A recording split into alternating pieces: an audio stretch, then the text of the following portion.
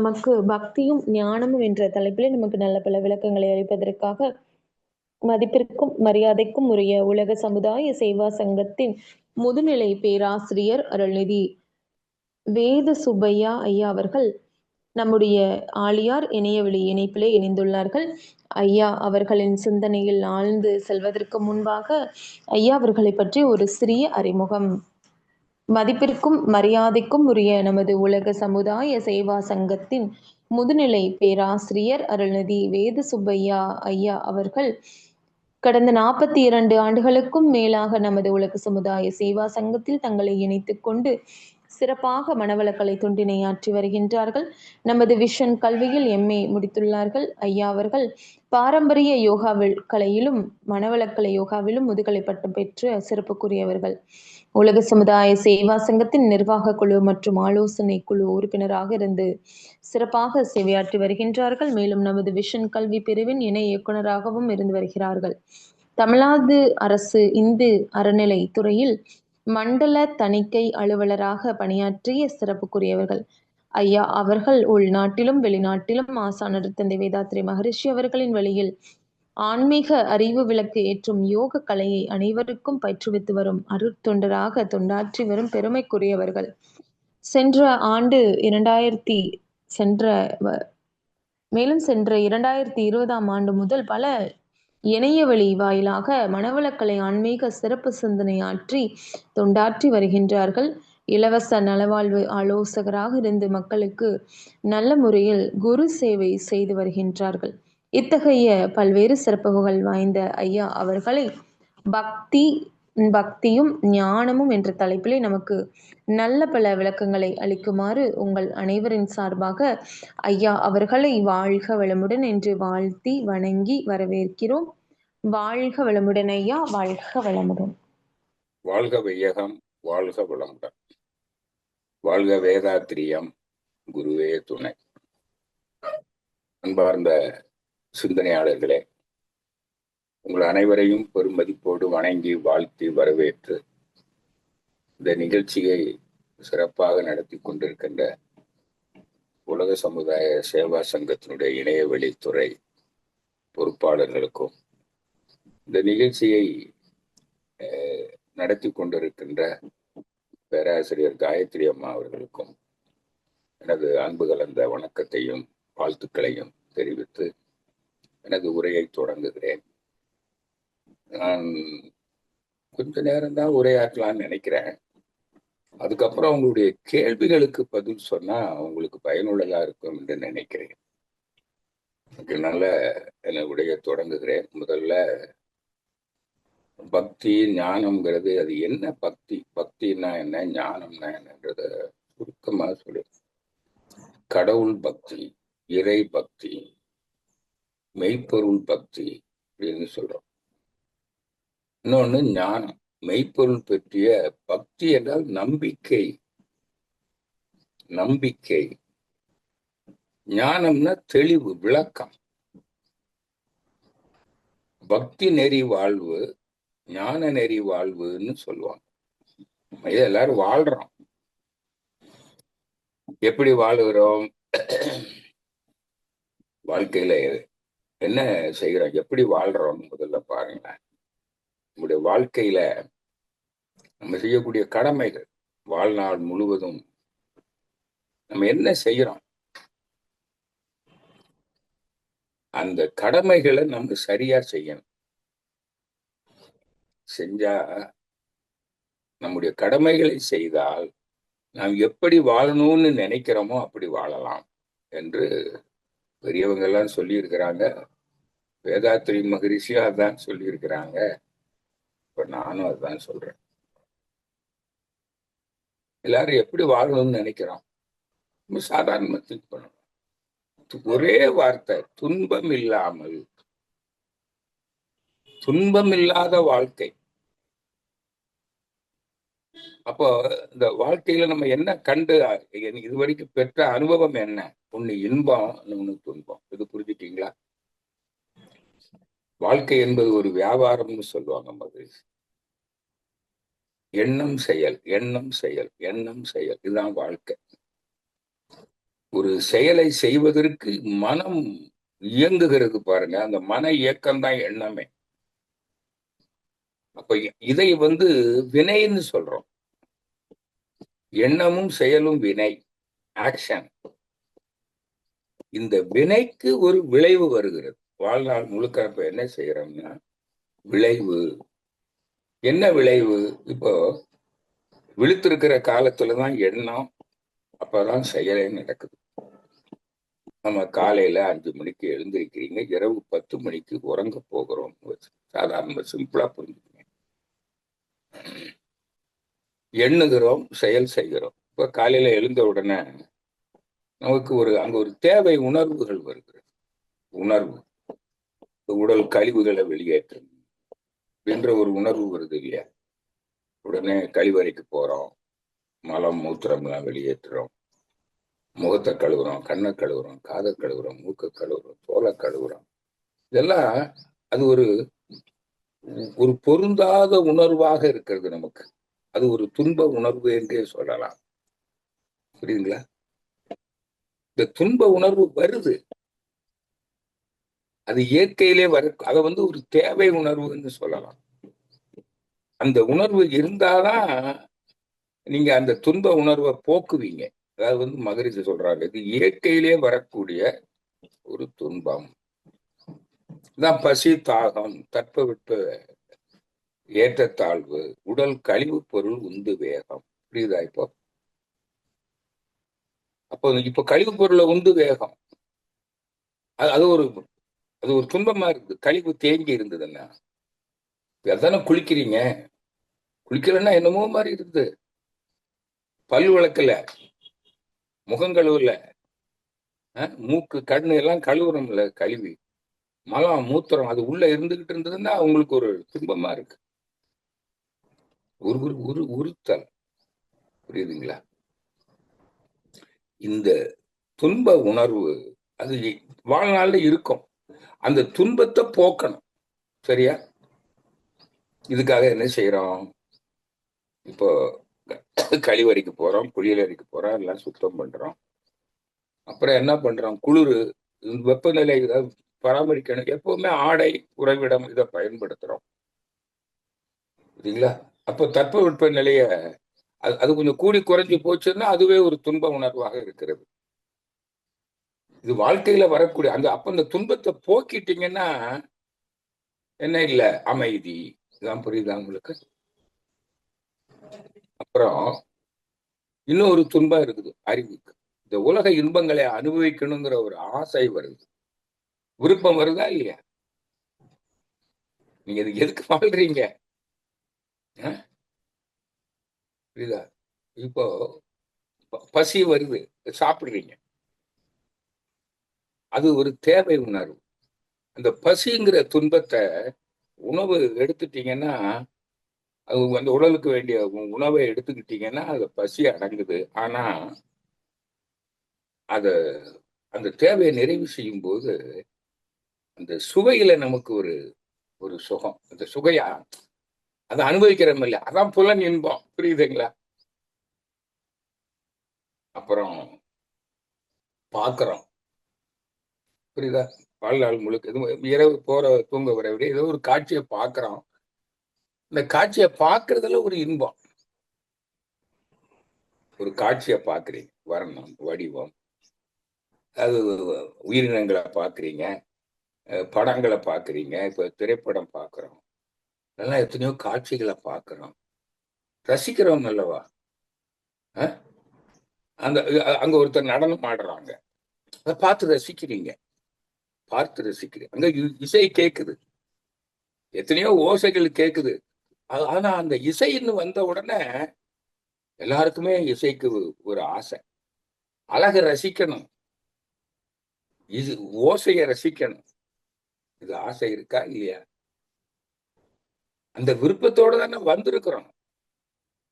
இந்த உலகத்துல பிறந்ததே, இறைவனே மனிதனாக வந்தது இதை அனுபவிக்கிறதுக்கு தான். அதனாலதான் இப்ப நாம பிறக்கும் போதே நம்ம அப்பா அம்மா இருந்து அப்பா அம்மா நம்மளா வந்திருக்கிறோம். நம்ம யாரு? நம்ம பெற்றோர். தானே? எதுக்கு பிறந்தாங்க? அவங்களும் இதே இன்பத்தை அனுபவிக்கிறதுக்கு தான்.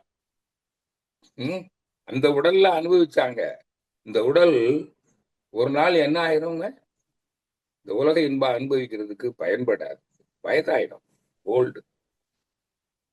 இந்த உடல், இந்த உடலை கொண்டுதானே நீங்க உலக இன்பங்களை அனுபவிக்கணும்.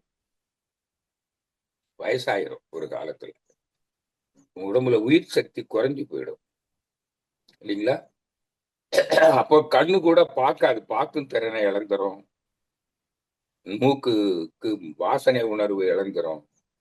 நாவுக்கு சுவை உணர்வு, தொடு உணர்வு, தாம்பத்திய உறவு கூட ஒரு வயசுக்கு மேல நீங்க உறவு கொள்ள முடியாது.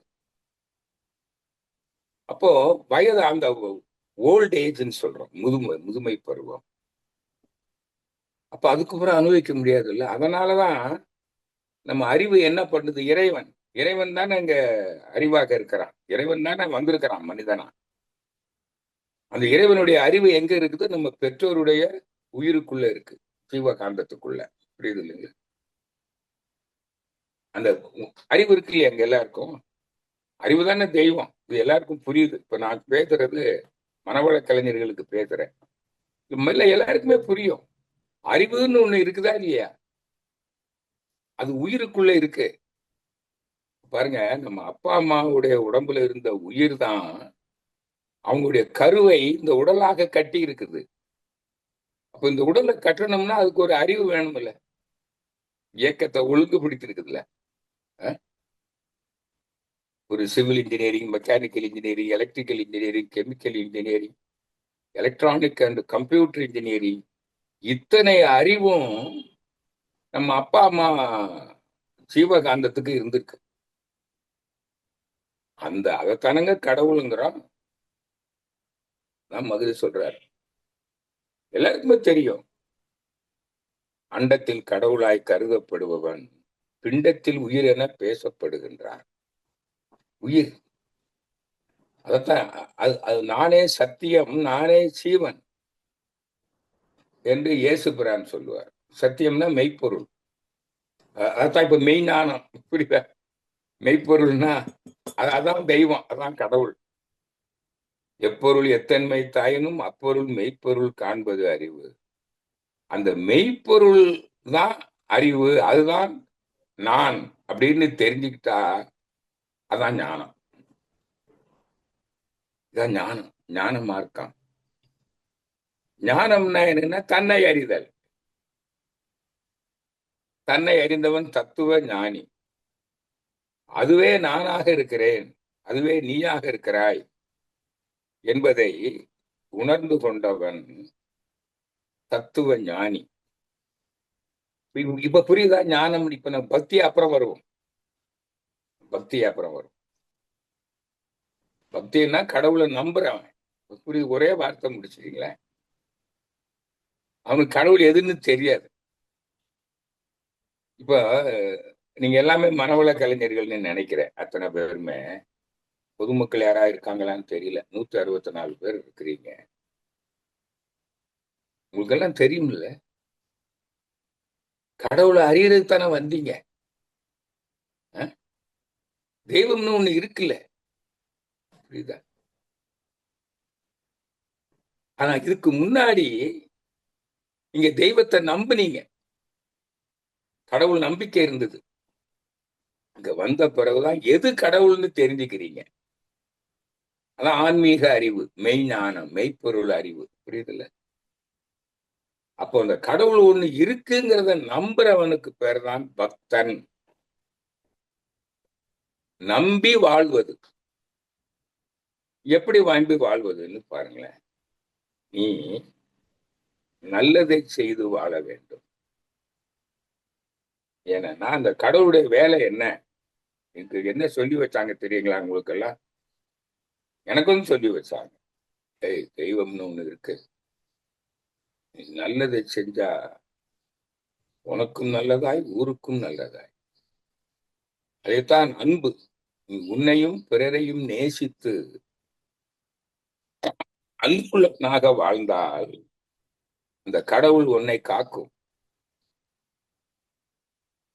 உனக்கு அருள் புரியும், உன்னை நல்லா வைக்கும், நீ நல்லா இருப்ப. ஆனால் நீ துன்பம் செய்து விட்டார், உனக்கும் பிறருக்கும் துன்பம் செய்து விட்டார், நீ கெட்டவன, கெட்ட செயல்கள் செஞ்சா தெய்வம் உன்னை தண்டிக்கும்,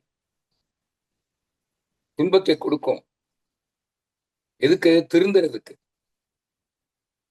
அப்பவும் நீ திரும்ப திரும்ப அதே தவறு செஞ்சுக்கிட்டு இருந்தீன்னா கடைசியில என்ன ஆயிரும்? தெய்வம் உன்னை கொன்று விடும், உன் உயிரை போக்கிடும், தெய்வம் கொல்லும். அவ்வளவுதான். சொல்லுவாங்களே, தெய்வம் நின்று கொல்லும். நின்று கொல்லுமா? சொல்லும், சொல்லும், புத்தி சொல்லும். ஒரு குற்றம் பண்றான், சிறைச்சாலையில பல முறை அவரை சிறை தண்டனை கொடுத்தாச்சு, மாசக்கணக்கில் வருஷக்கணக்கில். திரும்ப திரும்ப அதே குற்றத்தை பண்றான். அப்புறம் அரசாங்கம் என்ன பண்ணும்? போடுறா தூக்குல, தூக்கு தண்டனை. புரியுதா? அது மாதிரி இதுதான் பக்தனுக்கு சொல்லி வச்சாங்க. எனக்கெல்லாம் அப்படித்தான் சொன்னாங்க. உங்களுக்கு சொன்னாங்க. அப்ப என்ன சொன்னாங்கன்னா, இந்த நம்முடைய வாழ்க்கையில நம்ம இன்பத்தையும் துன்பத்தையும் இறைவன் தருகிறான்னு சொல்லல, நீதான் தருகிற. இறைவன் தீர்ப்பளிக்கிறான். நீ கர்மாவை செய்கின்றாய், நான் பலனை கொடுக்கிறேன். கேள்விப்பட்டிருப்பீங்களே, ஞானமா இருக்கு அந்த பக்கம், அந்த சொல்லிட்டு வந்த பாருங்க, அது நிக்கட்டும், இதை புரிஞ்சுக்கங்க, அப்புறம் தொடருவோம். அதனால கடவுள் எங்க இருந்து, அவன் எல்லா இடத்துலயும் பார்த்துக்கிட்டு இருக்கான். அவனுக்கு தெரியாம நீ எதுவும் செய்ய முடியாது. அவன் தூணிலும் இருப்பான், துரும்பிலும் இருப்பான், ஆயிரம் கண்ணுடையான், ஆயிரம் கண்ணுடையான், இப்படிலாம் சொல்லியிருக்காங்களா இல்லையா? அதனால வாழ்க்கையில துன்பப்படுகிறாய், என்ன காரணம்னா நீ தீய செயலை செய்கிறாய். அப்ப கடவுளுடைய வேலை என்னன்னா, நல்லதை செய்பவர்களுக்கு நன்மை வரும், தீயை செய்கிறவர்களுக்கு தீங்கு வரும். அந்த கடவுள் என்ன சொல்லியிருக்கிறாரு மனிதனை படைக்கும் போதுன்னா, நீ நல்லதை செய்ய வேண்டும். பைபிள்ல கூட ஒரு வசனம் வருது, பத்தி தெரியுமா உங்களுக்கு? ஞாபகம் இருக்கும், ஏதாவது கேட்டிருப்பீங்க.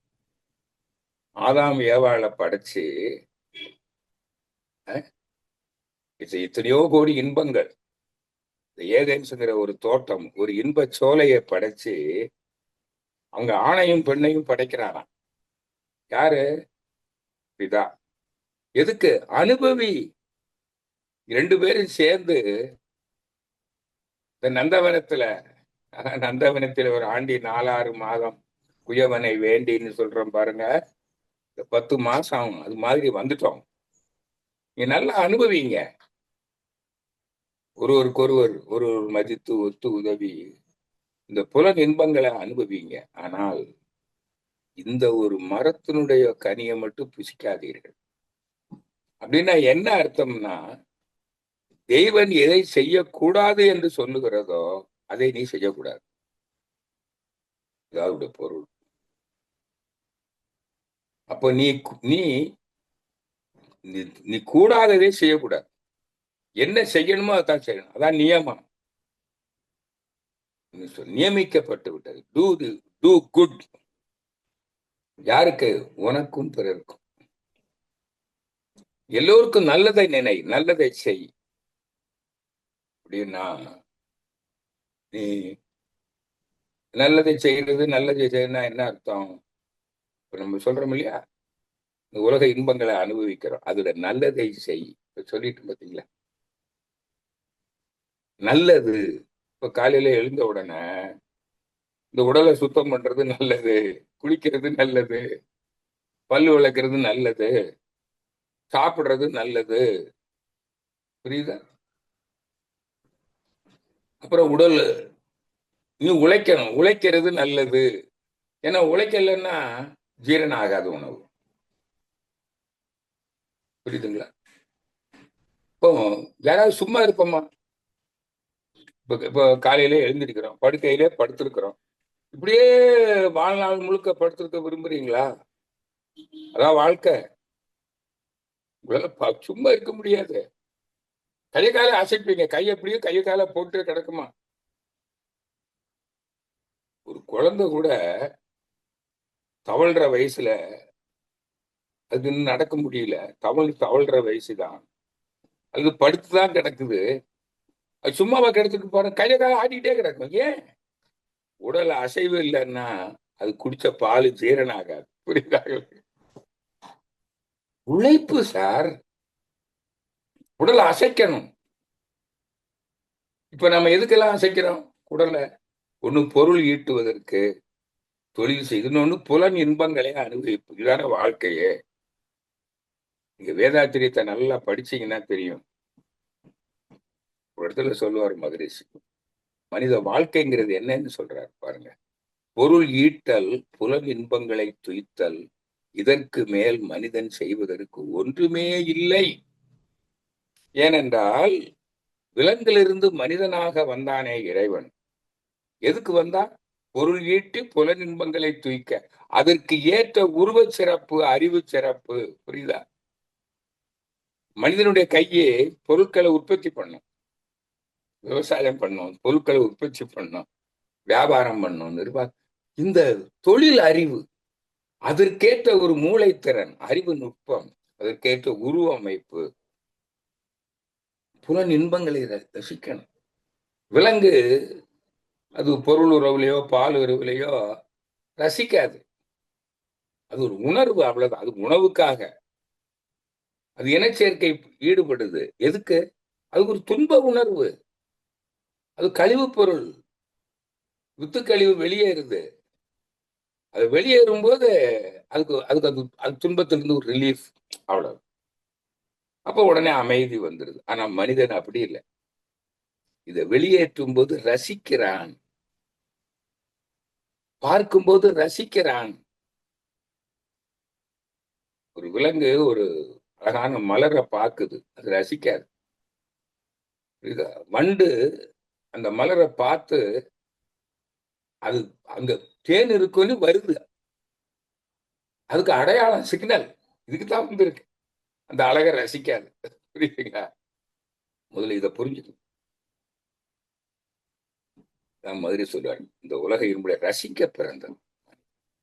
தன் எழிலை தானே ரசிப்பதற்கு. தன்னுடைய எழில் எது? அந்த இறைவனே தான் ஐம்பூதங்களாக இருக்கிறான். ஐம்பூதங்களிலே அழுத்தம், ஒலி, ஒளி, சுவை, வாசனையாக இருக்கிறான். அந்த எழிலை, அந்த தன்னுடைய ஜீவ காந்தத்தை அந்த அழுத்தம், ஒலி, ஒளி தொடர்பு கொண்டு ஜீவகாந்தத்தை தன்மாற்றம் பெற செய்து, அதை செலவு செய்து, அந்த செலவை இன்பமாக உணர்கிறான்.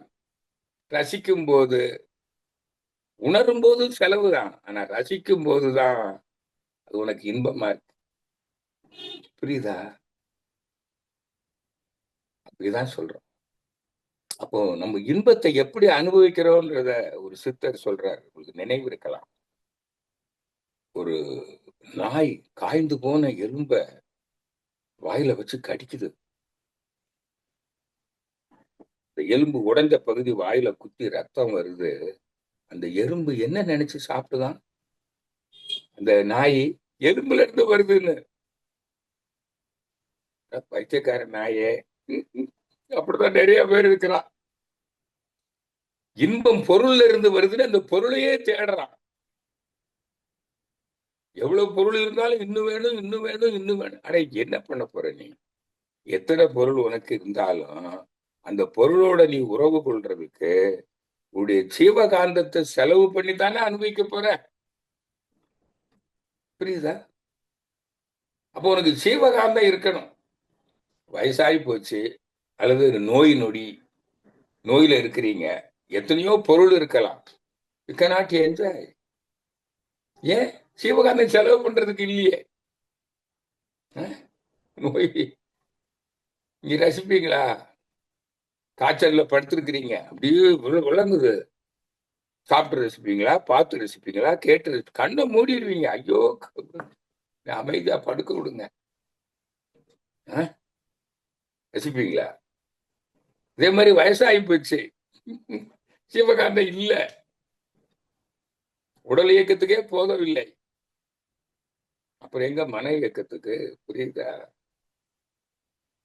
இதெல்லாம் அந்த விலங்குக்கு இருக்கா? இப்ப நாம இந்த இன்பத்தை எப்படி அனுபவிக்கிறோம்ன்றத தெரிஞ்சுக்கணும். பொருள் உறவுல அப்புறம் வயதுக்கு வந்துச்சு, ஆண் பெண் இன கவர்ச்சி வரும், அது இயல்பு. அப்ப அதுதான் திருமணம் செய்து கொள்ளுகிறோம். அதுக்காக தான் இயற்கை என்ன பண்ணிருக்குது? சரி சமம். ஒரு ஆண் வந்தா இன்னொரு பெண்ணாக வரும்.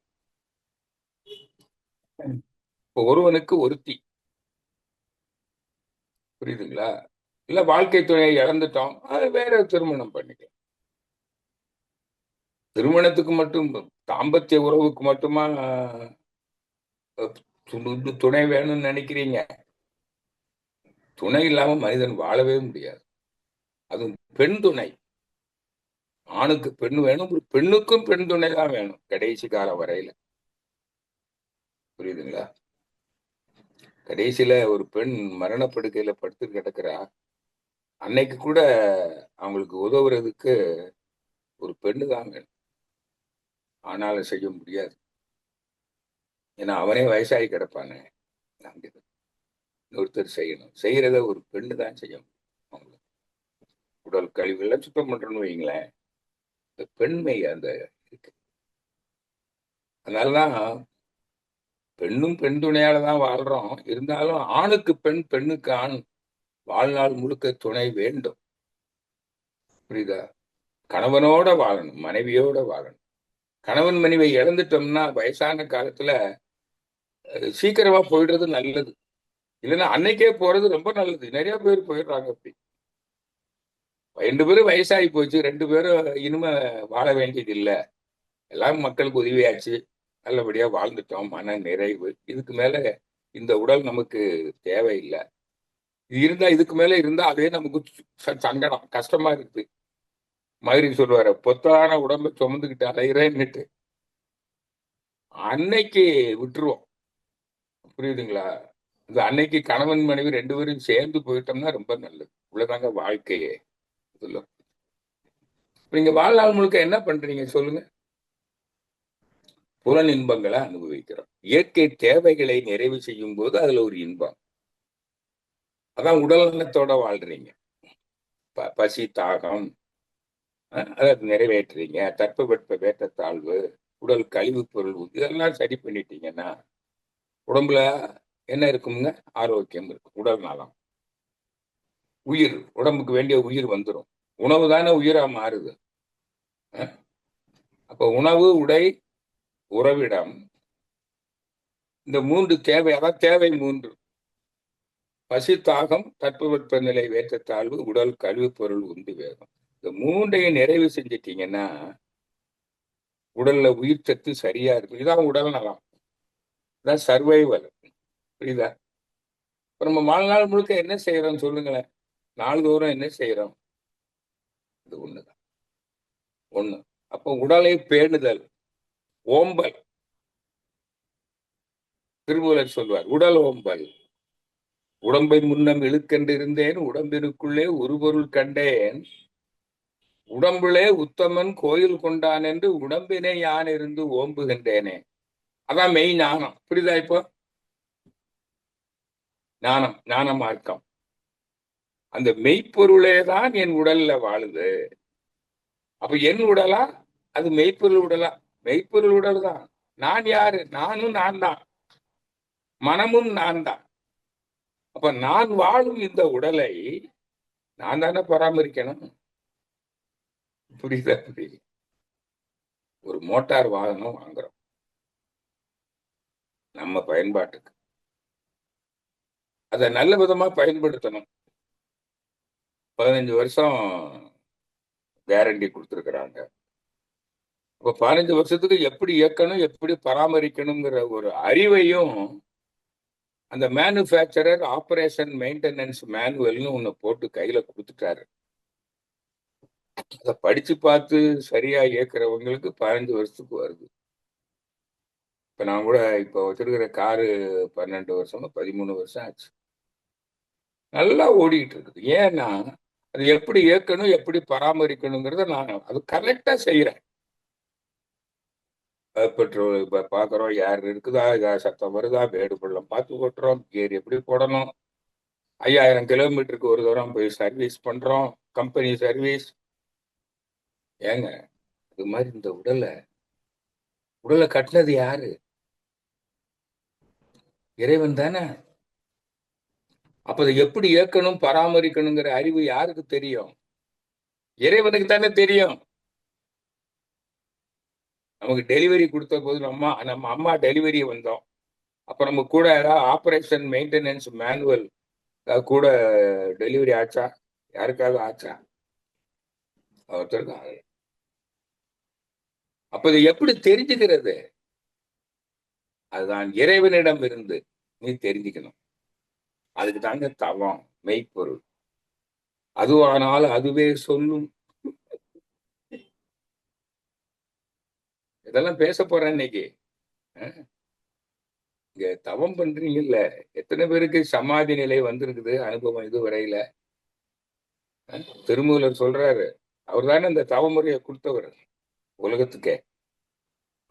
அறிவறிய முறைகள் சொன்னார் அறிஞர் திருமூலர். அந்த அறிவை அறிய, மெய்ப்பொருளை ஆன்மாவை அறிவை அறிய, இந்த உடல்நலம் காக்கும் அறிவை அறிய, அந்த அறிவையே அறியணும். அறிவுதான் தெய்வம். புரியுது இல்ல? அறிவேதான் தெய்வம் என்றார் தாயுமானார், அகத்ததுதான் மெய்ப்பொருள் என்று எடுத்து காட்டிய அறிவதனை அறிவித்தார் திருவள்ளுவர். அவ்வறிவை அறிவதற்கு முறைகள் சொன்னார் அறிஞர் திருமூலர். அதான் தவம். அதுல 687வது கவியில சொல்றார் திருமூலர்.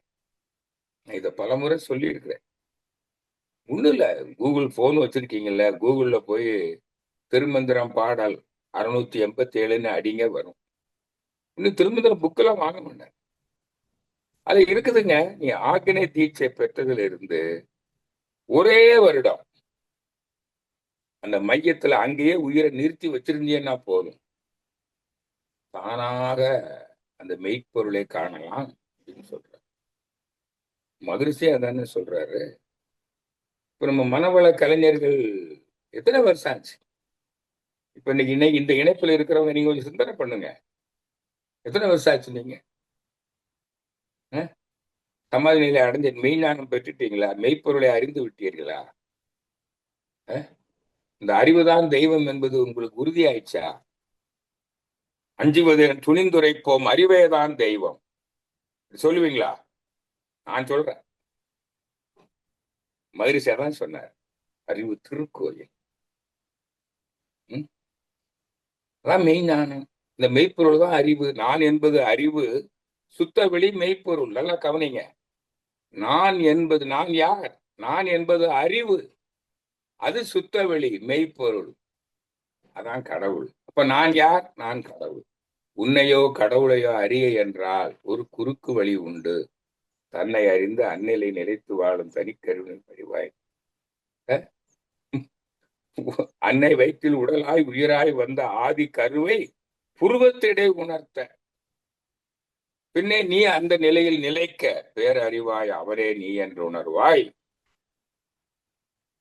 தவம் எல்லாம் பண்ணீங்களே, எத்தனை பேரு தவம் சரியா பண்றீங்க? நான் பாக்குறேன். இப்போ முந்தின வெள்ளிக்கிழமை ஆலியாருக்கு போயிருந்தேன். அங்க மௌனம் நடந்தது. 200 பேருக்கு மேல. இது வரைக்கும் மௌனம் அப்படி நடக்கல நினைக்கிறேன்.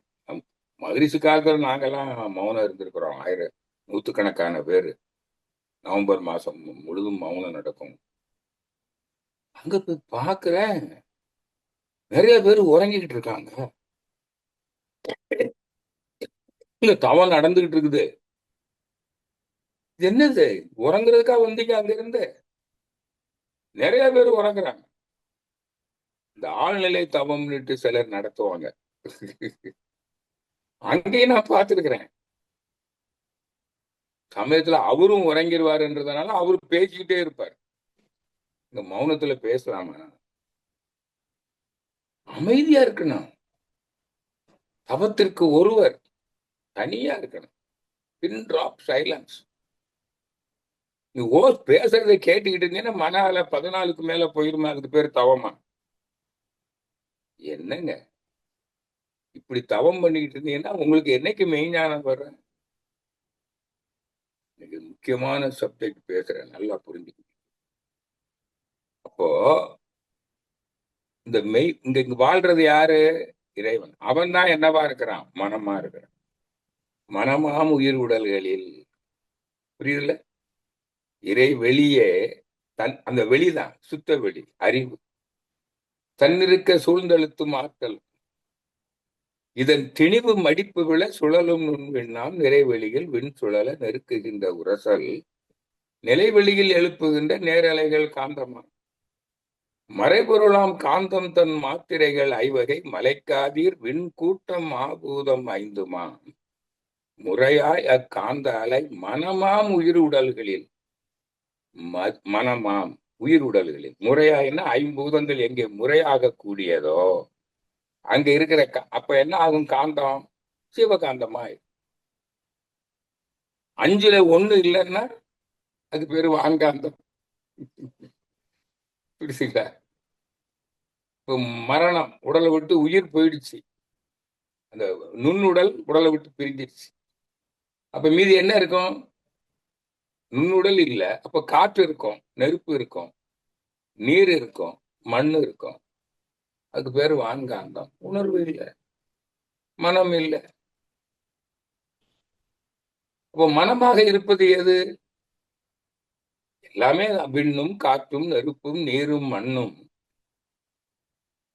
கோடான கோடி அண்டங்களும், அதாவது நட்சத்திரங்கள் கோள்களும் அனைத்து ஜீவன்களும் நானே. இதான உண்மை அப்படின்னு பகவான் சொல்றாரு. அதுதான் நான். நீங்க இப்ப புரிஞ்சுக்கிட்டீங்க. இப்ப சொல்லுங்க, இந்த இணைப்புல இருக்கிறவங்க நீங்க சொல்லுங்க, நீங்க யாரு? நான் யார்? நான் யார் தானே மதுரை சொன்னாரு. இன்னைக்கு நம்முடைய தலைவர் எஸ்கே மையா கூட அந்த சென்ட்ரல் யூனிவர்சிட்டி இனாகுரேஷன்ல எடுத்த உடனே முதல் சொல்லதான் சொன்னார், தன்னை அறியணும். தன்னை அறியும் கலை. தன்னை அறிய தனக்கு ஒரு கேடு இல்லை. இப்ப துன்பப்படுறீங்கல்ல வாழ்க்கையில, துன்பம் இல்லாதது வாழணும். அதான வாழ்க்கை, அதான் நல வாழ்வு. துக்க நிவர்த்தி சுக பிராப்தின்னு சொல்லுவாங்க. மதுரை சனி சொன்னார், துன்பம் விலகிட இன்பம் நிலைத்திடும். உலகே இன்பமயம்.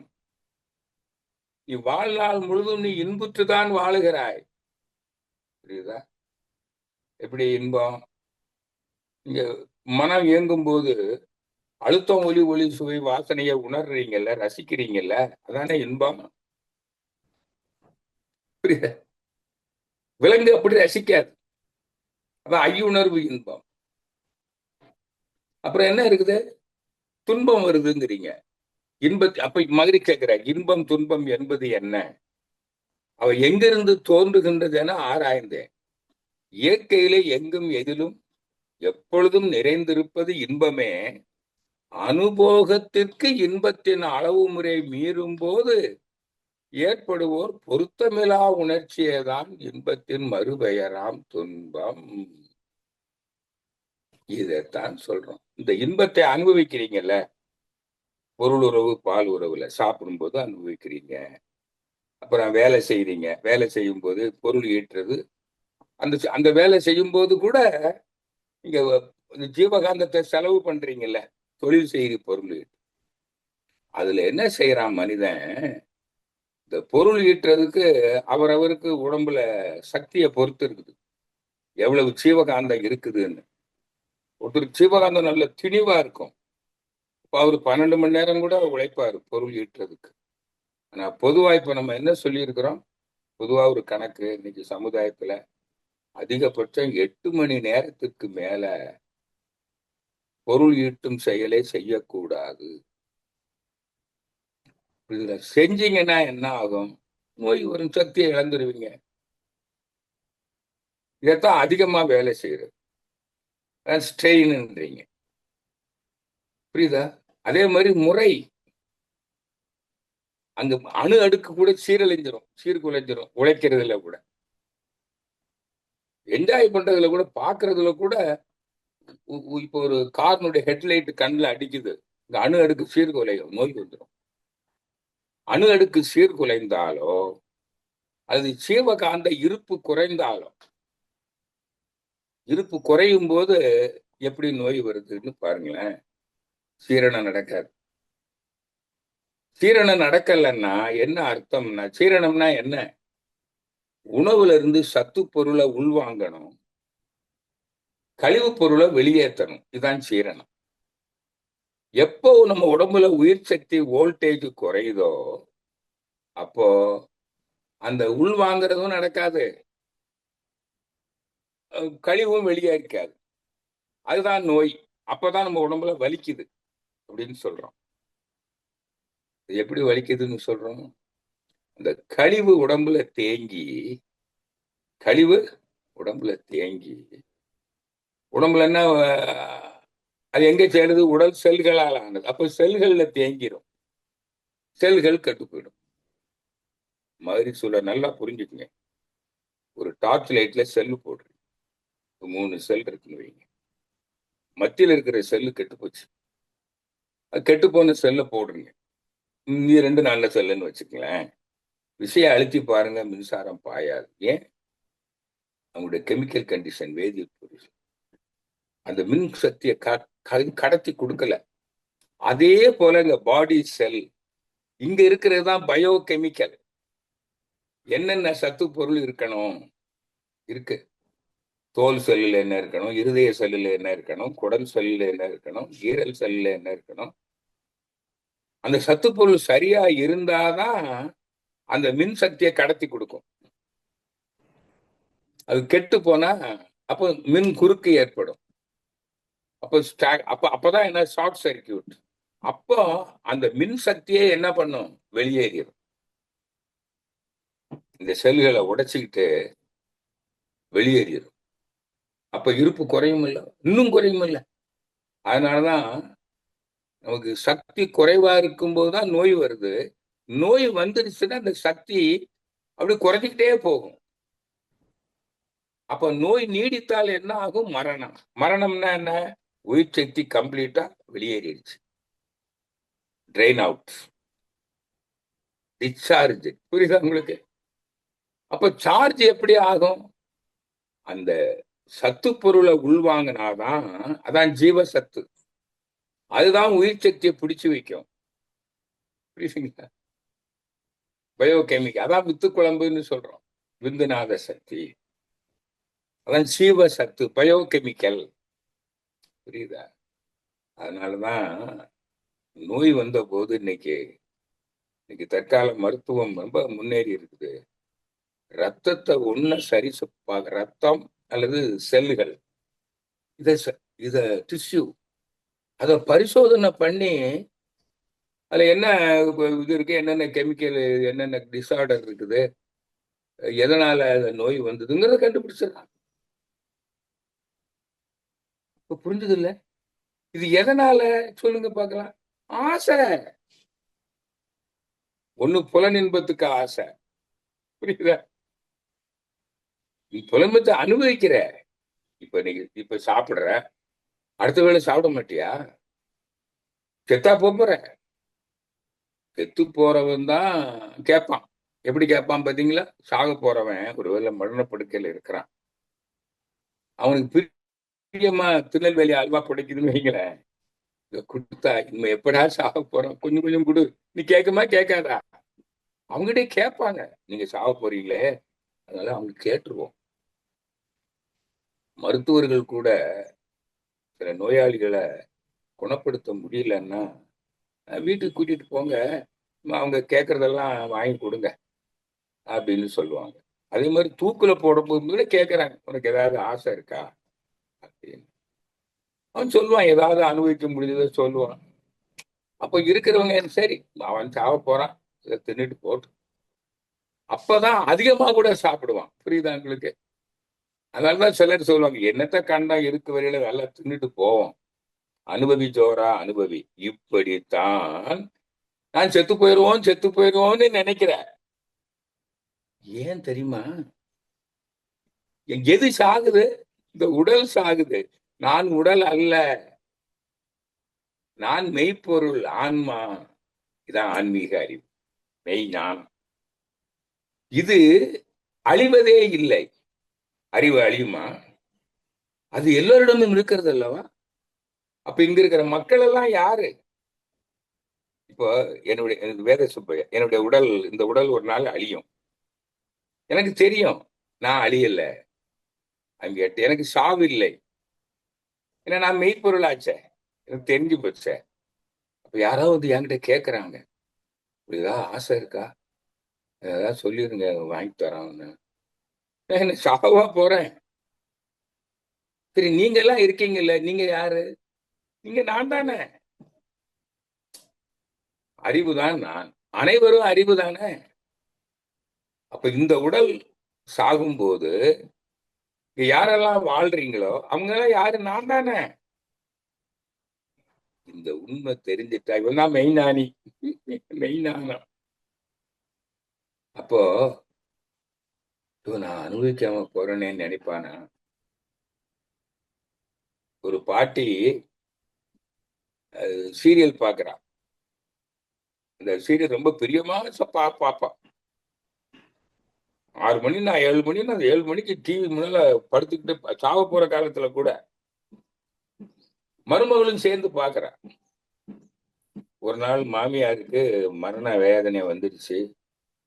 இப்போ அவங்க அப்படியே நினைக்கிறாங்க, நான் செத்து போயிடுவோம் போல இருக்க, டிவி சீரியல் முடிவு பார்க்காம போயிடுவோம் போல இருக்கே அப்படின்னு மாமியார் சொல்றா. மருமகா மெய்ஞானி, நம்மள மாதிரி. அவ சொல்றா, பாட்டி, மாமி, நான் பாக்குறேன் முடிவை, நான் பார்ப்பேன்ல, நான் இருக்கிறேன்ல, நான் யாரு? நீங்க தான் மாமி. அதே மாதிரி அம்மான்னு வைங்க, அம்மா கிட்ட நீங்க சொல்லுவீங்கல்ல, நீங்க தான் அம்மா. நான் அம்மா, நான் தான், நீதான். நீ யாரு? நீனும் அறிவு, நானும் அறிவு. புரியுதா? இதான் மெய்ஞானம், மெய்ப்பொருள். அப்ப இந்த நிலையில இருக்கிறவனுக்கு ஆசை இருக்குமா? சொல்லுங்களேன். பொருள் ஆசை. பொருளும் புகழும் அதிகாரமும் எதுக்கு? புலனின்பத்துக்கு தான். அப்ப ஆசைங்கிறதே புலனின்ப ஆசை. புரியுதுல்ல? அந்த புலனின்பத்தை அனுபவிக்கணும்னா யாரு? பொருள் வேணும், மக்கள் உறவும் வேணும், உதவும் உறவுகள். அதான் புகழ் அதிகாரம். புகழும் அதிகாரத்தையும் வச்சுக்கிட்டா மக்களுக்கு உறவு நமக்கு கிடைச்சிடும். இதுதான் சொன்னாங்க முற்காலத்துல. இந்த மூவாசை, மண்ணாசை, பெண்ணாசை, பொன்னாசைன்னு ஒரு இது சொல்லுவாங்க. அதை நீங்க எத்தனை பேருக்கு புரிஞ்சுதோ தெரியல. இது வேற ஒண்ணும் இல்லைங்க.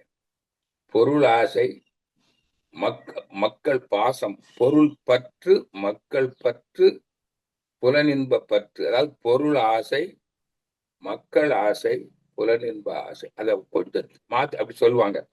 பொருள் பற்று, மக்கள் பாசம், புலனின்ப ஆசை. இந்த மூணும் ஆசைதான். இந்த ஆசையோடு வாழ்பவன் மனசுக்கு நிறைவு இருக்குமா? அந்த ஆசையோடு வாழ்வதே மனதுக்கு துன்பம். புரியுதுங்களா? அப்ப அந்த ஆசை இருந்ததுன்னா என்ன பண்ணிடுவான்? ஆசை இருக்கிற வரையில அதிகமாக தான் அனுபவிப்பான். கடைசியில மரணப்படுக்கையில படுத்திருக்கிறான், சாப்பிட்டா ஜீரணம் ஆகாதுன்னு தெரியுது, ஆனாலும் சாப்பிடுவாங்க. இனி எப்படா சாப்பிட போறோம்? அந்த புலனின்பத்துல ஆசை எனக்கு ரொம்ப பிடிக்கும். அதனாலதான் ஒரு பண்பாடு வச்சிருக்காங்க நம்ம நாட்டுல. மற்ற நாடுகள்ல எப்படி இருக்குன்னு எனக்கு தெரியல. செத்த 3வது நாள் அவர் என்னெல்லாம் பிரியமா பயன்படுத்துவாரோ அது எல்லாத்தையும் வாங்கி வச்சு அவருக்கே சமர்ப்பணம். பானிபூரி சாப்பிட்றவன், பேல்பூரி சாப்பிட்றவன், சாராயம் குடிக்கிறவன், பீடி குடிக்கிறவன், எல்லா பொருளையும் வாங்கி வச்சு அவருக்கு அவர் ரொம்ப பிடிக்குமா சாப்பிடுவார். அப்புறம் வருஷா வருஷம் வேற படையல். இப்படித்தானே பண்ணிட்டு இருக்கிறீங்க.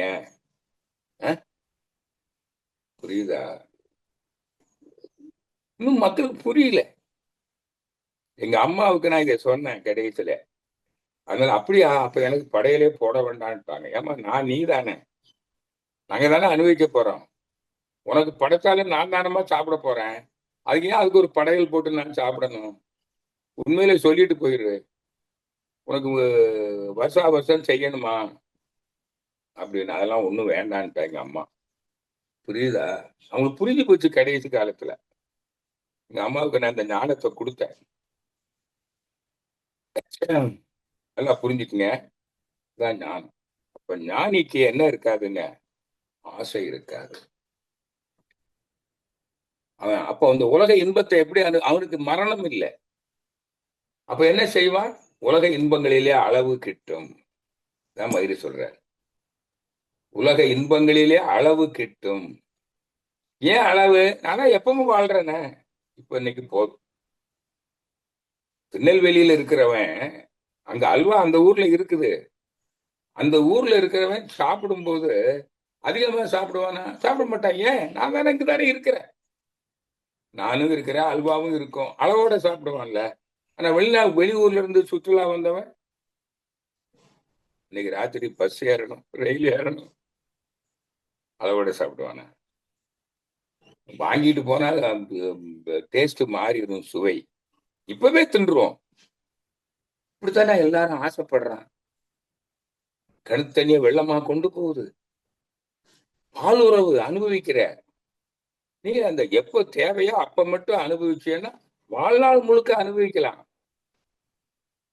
இது 40 வயசுக்குள்ள அனுபவிச்சதாண்டா அனுபவிச்சு, இதுக்கு மேல அது முடியாதுன்னு சொல்லி ஒரு அளவு இல்லாம தாம்பத்திய உறவு இன்பத்தை அனுபவிக்கிறீங்களே, அப்புறம் என்ன ஆகும் தெரியுமா? நீங்க ஒண்ணு செத்து போயிடுவீங்க. அப்படியே இருந்தா கூட ஒரு 60 வயசுக்கு மேல உங்களுக்கு பால் உறவு ஆசை இருக்கும். உங்களுடைய உறுப்பு ஒத்துக்காது, அனுபவிக்க முடியாது. மனசுல ஆசை இருக்கும், முடியாது. அதே மாதிரி சாப்பிடுறத வாழ்நாள் முழுக்க சாப்பிடணுங்க. 40 வயசுக்கு மேல இன்னும் இதுக்குள்ள அனுபவிக்கலன்னா எப்படா அனுபவிக்க போறோம்? தின்னு.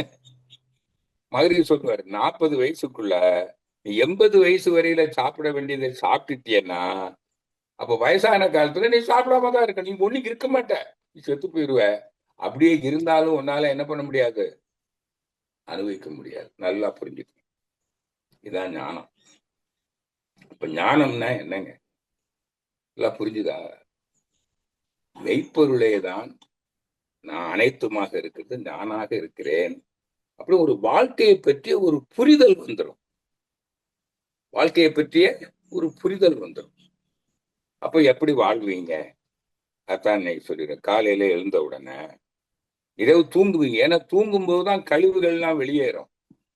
தூங்கும் பொழுதுதான் உங்களுடைய உயிர் சக்தி செலவு அந்த கழிவை வெளியேற்றுறதுக்கு மட்டும்தான் பயன்படும். மன இயக்கம் இல்லை.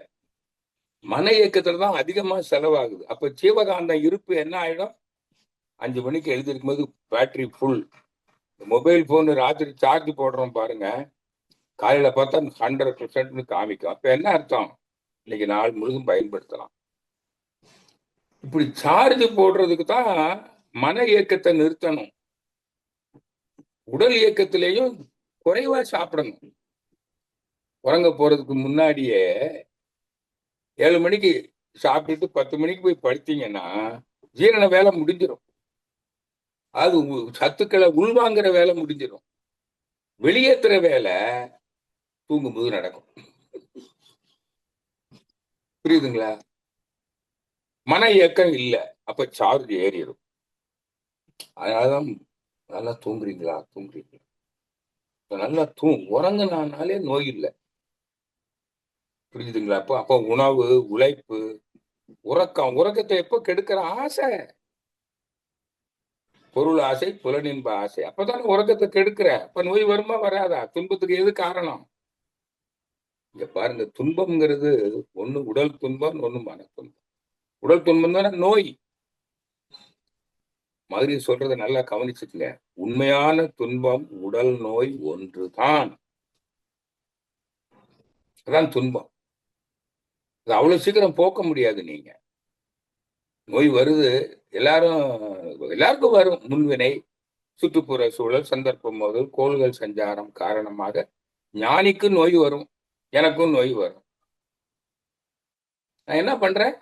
அதுக்குதான் உடல் பயிற்சி, காயகல்பம் பண்ணி, மருத்துவம், மருந்து சாப்பிட்டு இந்த நோயை எளிதாக குணப்படுத்திக்கிறேன். மருத்துவம் செய்து. புரியுதா உங்களுக்கு? உடல் பயிற்சி, காயகல்பம் பண்றது மருத்துவங்க. உடல் பயிற்சி, காயகல்பம் பண்ணாம எத்தனையோ பேரு சின்ன சின்ன நோய்கள் வரும், அவ்வப்போது சரி பண்ணுவாங்க, ரொம்ப நாளைக்கு வாழ்றாங்களே. கடைசி காலத்துல 80 வயசுக்கு மேல நோய் வரும். எங்க அம்மாவுக்குலாம் அப்படித்தான் வந்தது. கூட நோய் வரல, வயோதிகம், இடையிடையே நோய் வந்துச்சு போச்சு. அப்போ அவங்க உடல் நலத்தோட தானே வாழ்ந்திருக்காங்க. ஆனால் அவங்களுக்கு மன நிறைவு இல்லை. ஆசையோடு தான் வாழ்ந்திருக்காங்க. மனசுக்குள்ள ஆசை இருந்தது. அப்புறம் நான் சொன்னேன், ஏமா நான் நீங்க தானம்மா, டிஎன்ஏ இங்க இருக்குது, உருவமும் ஒன்ன மாதிரி இருக்குது. அப்ப நீ நான் இல்லையா? நீ இதுவரைக்கும் அனுபவிச்சு நான் தொடர்ந்து அனுபவிக்க போறேன். இந்த உடல் உனக்கு பழசாகி போயிடுச்சு. அதனால நீ முன்கூட்டியே என்ன பண்ணிட்ட? உனக்கு 25 வயசுலயே இன்னொரு உடலை கட்டிக்கிட்ட. உன் அறிவு கட்டி இருக்குது. அது நான் தானம்மா. புரியுதா? இந்த அறிவு இருந்தால் மன துன்பமே இல்லை. அப்ப உடல் துன்பம் எப்ப வருது? இந்த புலன் இன்பத்துக்கு ஆசைப்பட்டு பாருங்க. உணவுல அதிகமா அளவு முறை மீறுற, உழைப்பு அளவு முறை, உறக்கம், பாலுறவு, இந்த ஆசைதான் மனதுல கொந்தளிச்சுக்கிட்டே இருக்குது. அதுதான் நம்மளை விட ஒருத்தன் நல்லா இருக்கிறான்னு வச்சுக்கங்க. தோட்டத்துல நல்லா இருக்கிறான், செல்வந்தரா இருக்கிறான், புகழ் அதிகாரம் இருக்குது, நட்சத்திர விடுதிகள்ல போய் அனுபவிக்கிறான், புலன் இன்பங்களை, சுற்றுலா போறான், இருக்கிற இடத்துல மட்டுமில்ல உள்நாட்டு வெளிநாட்டுல சுற்றுலா போறான். அதை பார்த்த உடனே பொதுவா நமக்கு என்ன வரும்? எனக்கெல்லாம் வந்ததுங்க முன்னாடி எல்லாம். ஒருக்கு பொறாமையா இருக்கும். நாமளும் ஒரு நாளைக்கு போகணும், இவ கொடுத்து வச்சவன், இவன் போறானே அவன் போறானே, தாங்க முடியல. ஒருத்தர் சொல்றாரு, எனக்கு அமெரிக்காவில் வேலை கிடைச்சிருக்குன்னு சொன்ன உடனே இவருக்கு அப்படியே ரொம்ப சந்தோஷம், மகிழ்ச்சி, கங்க்ராச்சுலேஷன். நான் உள்ளுக்குள்ள என்ன இருக்கும்? நான் போகலையே, என் பிள்ளைக்கு அமெரிக்காவில் வேலை கிடைக்கலையே. அப்படித்தானே நினைக்கிறீங்க? பொதுவாக அமெரிக்கான்னு சொல்றாங்க, அமெரிக்கா அப்படின்னுட்டு. எல்லா நாட்டிலையும் இந்த அழுத்தம், ஒலி சுவை வாசனை தான் இருக்கு. நானும் சில நாடுகளுக்கெல்லாம் போயிட்டு வந்திருக்கிறேன். ஸ்வீட் சிங்கப்பூர்லாம் போயிருக்கிறேன். எங்க அங்கே போய் என்ன பண்ணி அதே அழுத்தம், ஒலி சுவை வாசனையை தான் அனுபவிக்கிறீங்க. 6 சுவை, அதே சுவை தான் அங்க. 7 ஸ்வரங்கள். என்ன இதுக்கு மேல என்னத்துக்கு அனுபவிச்சீங்க சொல்லுங்க பார்க்கலாம். அவர் அங்க போய் அனுபவிச்சாரு, இங்க போய் அனுபவிச்சாரு, ஸ்டார் ஹோட்டல்ல போய் சாப்பிட்டு அனுபவிச்சாரு. என்னத்தப்பா அனுபவிச்ச? நீ உன் ஜீவகாந்தத்தை தான் அங்க செலவு பண்ணிருக்க. ஸ்டார் ஹோட்டல்ல போய் அவன் ஒரு சக்கரை வியாதி, சுகரு, பிபி, பெரிய கோடீஸ்வரன், அவன் சுற்றுலா போய் ஸ்டார் ஹோட்டல்ல போய் என்னத்தை அனுபவிச்சான்னு சொல்லுங்க பார்க்கலாம். சும்மா அறியாமைங்க. புரிஞ்சுட்டீங்களா? அதனால அதான் சொல்றது, உணவு, உழைப்பு, உறக்கம், பாலுறவு, எண்ணம், இந்த 5லும் மனிதன் ஆசைப்படுகிறான். அதான் இன்னும் வேண்டும் என்று ஆசைப்படுகிறான். அதான் பேராசை. இருக்குது, இருப்பதற்கு ஆசைப்படுகிறான். அப்பதான் சாமி சொல்றாரு, நீ ஆசைப்படுறல, சரி எவ்வளவு வந்தா உனக்கு நிறைவா இருக்கும் சொல்லு. உனக்கு 10 லட்சம் ரூபாய் வருமானம் வந்தா நிறைவா இருக்குமா? இல்ல. நிறைவா இருக்கும் சாமி. 10 லட்சம் ரூபாய் வந்த பிறகு, அது 10 லட்சம் ரூபாய் வச்சிருக்கான ஒருத்தன், அவனை போய் கேளு, அவனுக்கு நிறைவா இருக்கானான்னு கேளு. அதுல பொருள், புகழ், அதிகாரம், புலனின்பம் 4ம் எவ்வளவு இருந்தாலும் உனக்கு மன நிறைவு இருப்பதில்லை. அதுதான் ஆசை. ஆசை அளவு இல்லை. இந்த ஆசையோடு வாழ்வதே மனதுக்கு துன்பம். இதைத்தான் மகிழ்ச்சி சொல்றாரு. இப்ப புரியுதா? உடல் துன்பம்னா என்னன்னு சொன்னோம்? நோய்.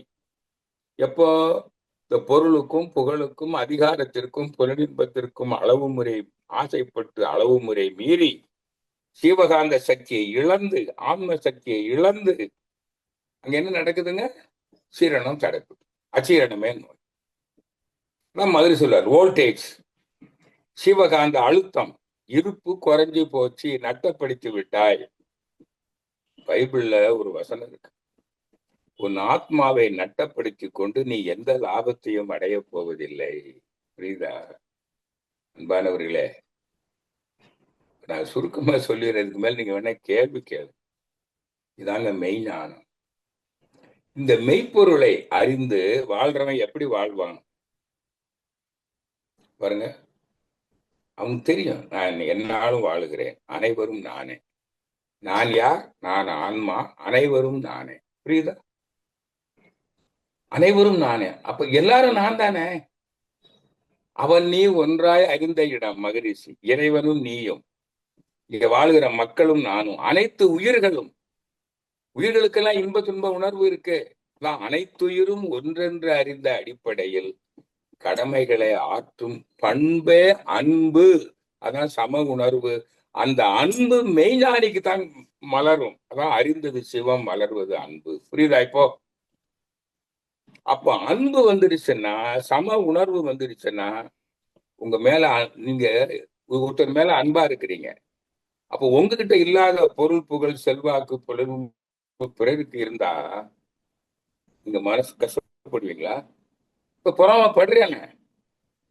நீ மெய்ஞானியா இருந்தா நீ மகிழ்ச்சி அடைவ. ஏன்? அது யாரு? நான் தான். ஒருத்தர் பிரதமர் ஆயிட்டாரு, அமைச்சர் ஆயிட்டாரு. அமைச்சரா இருக்கிறது நான் தானே. புரியுதா உங்களுக்கு? எல்லாருமே நான் தானே. அப்போதுதான் சொல்றோம், பிறர் இன்புற கண்டு தான் இன்புறுவான் மெய்ஞானி. அனைவரும் நானே, அனைத்துயிரும் ஒன்று. இந்த இப்ப மெய்ஞானம் எதுக்குன்னு தெரிஞ்சுக்கிட்டீங்க. ஞானம் மெய்ஞான வாழ்க்கை. அதான் இந்த நான் மெய்ப்பொருள் என்பதை தெரிந்து வாழ்பவன் தான் மெய்ஞான வாழ்க்கை முறை, ஞான மார்க்கம், ஞான மார்க்க வாழ்க்கை. அப்ப அவன் என்ன செய்வான்றது இப்ப நான் சொல்லிடுறேன். அவனுடைய கடமைகளை நாளா பிரிச்சுக்கலாம். உடல் ஓம்பல், பொருள் ஈட்டல், புலன் இன்பங்களை துய்த்தல், பிறருக்கு உதவுதல். இவ்வளவுதான். நாள்தோறும் நீ வாழுகிறாய். அது வாழ்நாள் முழுவதும் நீ செய்யக்கூடிய கடமைகள் என்ன? நல்லா புரிஞ்சுக்குங்க. ஐயம் இருந்தா என்ன கேட்கணும். வேதாத்திரி மகரிஷி இப்ப உடலோடு இல்லை. புரியுதுங்களா? நீங்க அவர்கிட்ட கேட்க முடியாது. என்ன கேளுங்க. நான் வேதாத்திரியன். அவர் உணர்ந்து ஓதியதை நான் ஓதி உணர்ந்தவன். என்ன கேளுங்க. என் நம்பர்லாம் தெரியும். சும்மா சும்மா கஷ்டப்படாதீங்க. ரொம்ப நாளைக்கெல்லாம் இப்படி கஷ்டப்படாதீங்க. இந்த நிமிடத்துல இருந்து இனிமேல் ஒரு துன்பமே கிடையாது. புரியுதா? அப்போ நீங்கள் ஞான நிலையை அடைந்து விட்டீர்கள், ஞானம் பெற்று விட்டீர்கள். ஆனால் எப்படி வாழ்வீங்க? காலையில எழுந்திருப்பீங்க, காலை கடன்கள் உடல் சுத்தம் பண்றது எல்லாம் செய்வீங்க, உடல் பயிற்சி காயகல்பம் பண்ணுவீங்க. ஏன்னா முன்னால செஞ்ச செயலை, சுற்றுப்புற சூழல் சந்தர்ப்ப மோதல் காரணமாக நமக்கு கோள்கள் சஞ்சாரம், ரசாயன குழப்பம் வரும் அல்லவா? அப்ப அங்க ரசாயன குழப்பம்லாம் என்ன? சத்து குறைஞ்சு போயிடும், கழிவு தேங்கிடும். அப்ப கழிவை வெளியேற்றுறதுக்கு தான் உடல் பயிற்சி. புரியுதா? கழிவு நீக்கம், அதுதான் தெரப்பி. எல்லாம் அதுதான். அக்குபஞ்சர், அக்குப்ரெஷர், மசாஜ், வர்மா, நியூரோ தெரப்பி எல்லாம் அதுக்கு தான். அப்புறம் மருந்து சாப்பிடுறீங்க அந்த கழிவை வெளியேற்றுறதுக்கு கூட. இன்னொன்னு சத்து உணவு. உயிர் சத்து இல்லை, உணவுல இல்லை, அதனால டானிக் சாப்பிடுறீங்க. அதைத்தான் மகரிஷி சித்தர்கள் சொன்னாங்க, மருந்தும் அதுவே, உணவும் அதுவே, காயக்கல்பம் பண்ணிடு, முடிஞ்சு போச்சு. இப்ப நான் இன்னைக்கு 81 வயசுல இளமையா இருக்கிறேன்னா அதுக்கு நிச்சயமா காயகல்ப பயிற்சி தான் நான் நிச்சயமா சொல்லுவேன். புரியுதுங்களா? உடம்புல ரத்தத்துல எந்த குழப்பமும் கிடையாது. அதெல்லாம் பெர்ஃபெக்டா இருக்குது. லேப்ல டெஸ்ட் பண்ணீங்கன்னா உடம்புல ஒரு நல உடம்புல என்னென்ன சத்துக்கள் இருக்கணுமோ எல்லாம் இருக்குது. கழிவு பொருள் ஒண்ணும் இல்லை. புரியுதுங்களா? இதாங்க உடல் நலம். புரியுதா? அப்ப உடல் நலத்தோட வாழ்ந்துருவீங்க. புரியுதா? அப்புறம் என்ன, பொருள் ஈட்டுவீங்க. அற வழியில பொருள் ஈட்டுவீங்க. திருட மாட்டீங்க, ஏமாத்த மாட்டீங்க.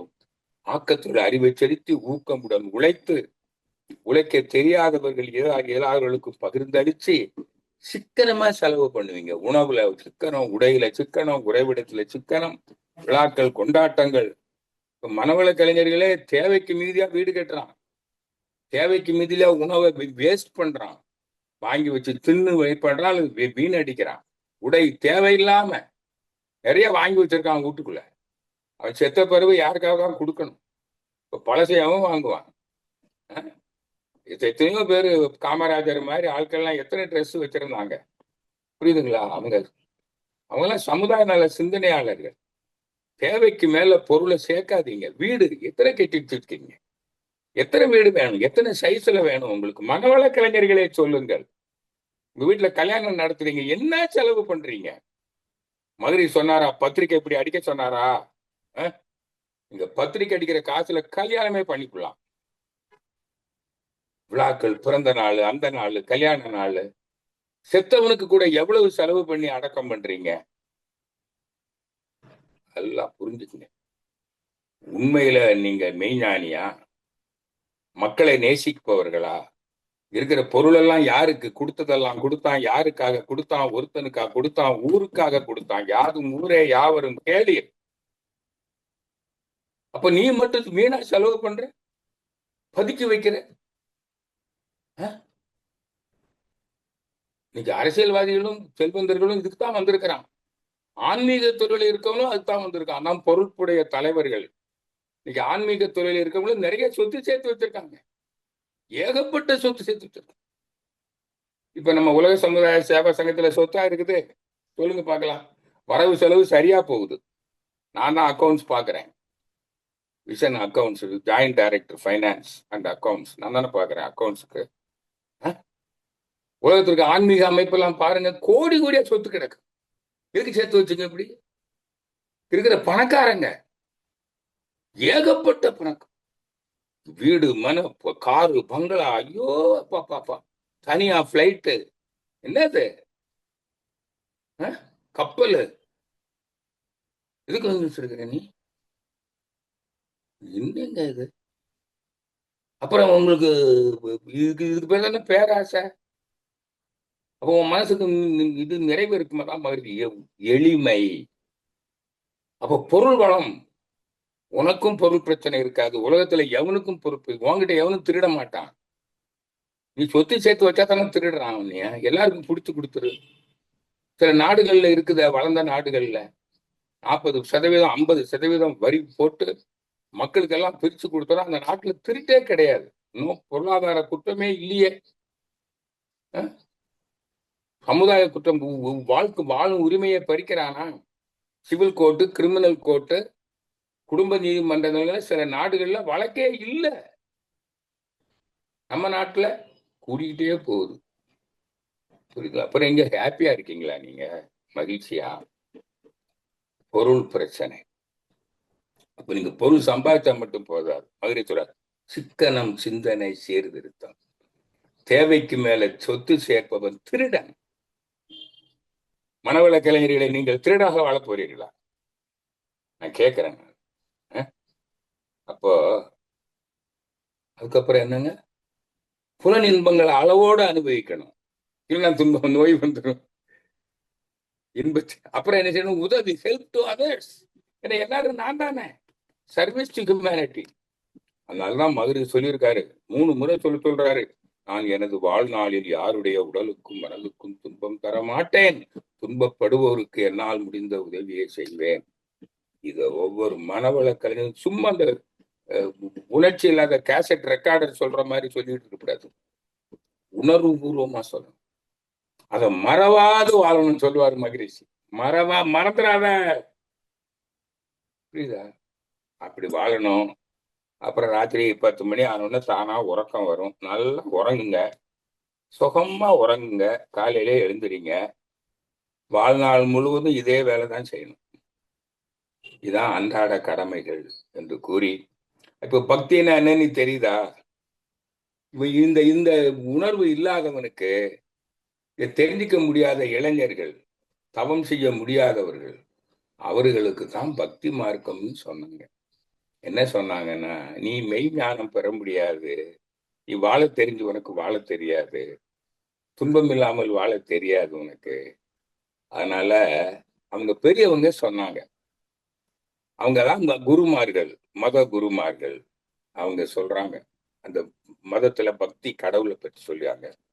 கடவுள் தான் எல்லாம் உன்னை படைச்சு காக்குறாருப்பா, நீ நல்லதை செய்யணும். ஒழுக்கம், கடமை, ஈகை, பாரு அறநெறி. உன்னுடைய பொருள் ஈட்டும் செயல், புலன் இன்பங்களை தூக்கும் செயலில உனக்கும் பிறருக்கும் துன்பம் தராம பாத்துக்க. துன்பம் தந்தால் இறைவன் உனக்கு துன்பத்தை கொடுத்து விடுவான் அப்படின்னு பயமுறுத்தினாங்க. புரியுதுங்களா? தீதும் நன்றும் பிறர் தரவாரா நமக்கு, அவனுக்கு கடவுளுக்கு பயப்படணும். அதே மாதிரி நீ அறவழிகளை உழைச்சு பொருள் ஈட்டணும். சமுதாய நலனை, அதான் கடன்பட்ட உணர்வு, சமுதாயத்துக்கு கடன்பட்டு ஈகை, எல்லாருக்கும் உதவும், இல்லாதவங்களுக்கு எல்லாம் கொடுக்கணும். புரியுதா? அவங்க துன்பம் போக்கணும். அறிவையோ பொருளையோ கொடுத்து பிறர் துன்பம் போக்கும் தொண்டாற்றி இன்பம் காண வேண்டும். அதான் ஈதல் இசைபட வாழ்க. பாருங்க, ஒழுக்கம், கடமை, ஈகை, இதுதான் மத நூல்களில் அந்த கடவுள்கள் சொல்லி இருக்குது. மத நூல்கள் எல்லாம் அதுதான் சொல்லுது. புராணங்களும் அதுதான் சொல்லுது. புராணங்கள்னா என்ன சொல்லுது? அந்த கடவுள் பல அவதாரங்களை எடுத்தது. இப்ப இந்து சமயத்துல இருக்குது, இந்திய சமயத்துல 18 புராணங்களில் இறைவன், அந்த உருவம் இல்லாத இறைவனை அவதாரம் எடுத்து வந்து மக்களை என்ன சொன்னாங்க? வாழ வைத்தார்கள். நீ ஒழுக்கம், கடமை, ஈகை, அறநெறியை கடைபிடித்து வாழ்ந்தால் நீ இன்புற்று வாழ்வாய், அறத்தான் வருவதே இன்பம். இல்லை என்றால் நான் உனக்கு துன்பம் தருவேன். அந்த அப்பவாவது நீ சிந்திக்கவில்லை என்றால் நான் உன்னை அழித்து விடுவேன். இதுதான் பய பக்தி. புரியுதுங்களா? கடவுளுக்கு பயந்து ஒருவன் அறநெறியை கடைபிடித்து வாழ வேண்டும். ஆனால் அம்மா இப்ப படிச்சாங்க, காயத்ரி அம்மா, விஞ்ஞான காலத்துல இதை நம்புவானா? சிவபெருமான் இமயமலையில இருக்கிறாரு, மகாவிஷ்ணு பால்கடல்ல இருக்காரு, அவர் நிறைய அவதாரங்கள் எடுத்து அங்கங்க இருக்கிறார். யாரையுமே காணுமே. கைலாயத்துல இருக்கிறாருன்னு சொன்னாங்க, எவரெஸ்ட் வரைக்கும் பார்த்துட்டோம், ஆளை காணுமே. விஞ்ஞான காலத்துல யார் நம்புவா? நீ பிறருக்கு தீங்கு செஞ்சாலும் உனக்கு துன்பம் வரும்னு சொன்னா எவன் நம்புவான்? அவன் சொல்றான், இந்த எல்லாரும் இன்னைக்கு இந்த காலத்துல கெட்டது பண்றவன் தான் நல்லா இருக்கிறான் சார், நல்லவனுக்கு காலம் இல்லை சார், இப்படி சொல்லிக்கிட்டு இருக்கானே. இங்க பாத்தீங்களா, இந்த விஞ்ஞான காலத்துக்கு பக்தி மார்க்கம் பயன்படாது. இன்னைக்கு பக்தியில கோயில் கோயிலா அலையிறீங்கல்ல, மதம் சார்ந்த கோயிலுக்கு. நீ யாராவது எவனாவது ஹாப்பியா இருக்கீங்களா? மகிழ்ச்சியா இருக்கீங்களா? துன்பம் இல்லாம இருக்கீங்களா? அங்க போய் என்ன வேண்டீங்க? என்ன துன்பத்துல இருந்து காப்பாத்துன்னு. அப்ப என்ன, நீ துன்பத்துல வாழ்ற. இன்னைக்கு கோயில்கள்ல, மதம் சார்ந்த கோயில்கள்ல பக்தர்கள் கூடுகிறார்கள் என்றால் துன்பப்படுவோரின் எண்ணிக்கை பெருகிவிட்டது. கடவுளை வேண்டுவதற்கு போகிறான், கடவுளை அறிவதற்கு அல்ல. ஒரே ஒரு கருத்தை சொல்லி நிறைவு செய்ய விரும்புகிறேன் நண்பர்களே. பகவத்கீதையில வருது, பகவான் சொல்றார், வியாசர் தான் எழுதுறாரு, வியாசர் தானே ஞானி, கிருஷ்ணனும் அவரு தான், அர்ஜுனனும் அவரு தான். கதாபாத்திரம், கதை முதல்ல புரிஞ்சுக்குங்க. ஸ்டோரி இஸ் நாட், சரித்திரம் அல்ல. இதை முதல்ல புரிஞ்சுக்குங்க. அவங்க வாழ்ந்தாங்க, உண்மைதான். இப்போ வாழ்ந்தா இப்ப செத்து போயிட்டாங்கல்ல. ராமர் செத்து போயிட்டாரு, கிருஷ்ணன் செத்து போயிட்டாரு, முருகன் செத்து போயிட்டாரு, எல்லாத்தையும் இப்ப இருக்காங்களா? அப்போ அவங்க மனிதர்கள் தானே. சரி, மனிதர்களாக வாழ்ந்தாங்க. இப்ப அது அவங்களை போய் ஏன் வேண்டுற? இப்போ நீ துன்பம் இல்லாமல் வாழ்றதுக்கு அவங்களை போய் வேண்டி என்ன பரப்போத சொல்லு. அவங்க வாழுங்காலத்துல வேண்டி உனக்கு என்ன கொடுத்தாங்க?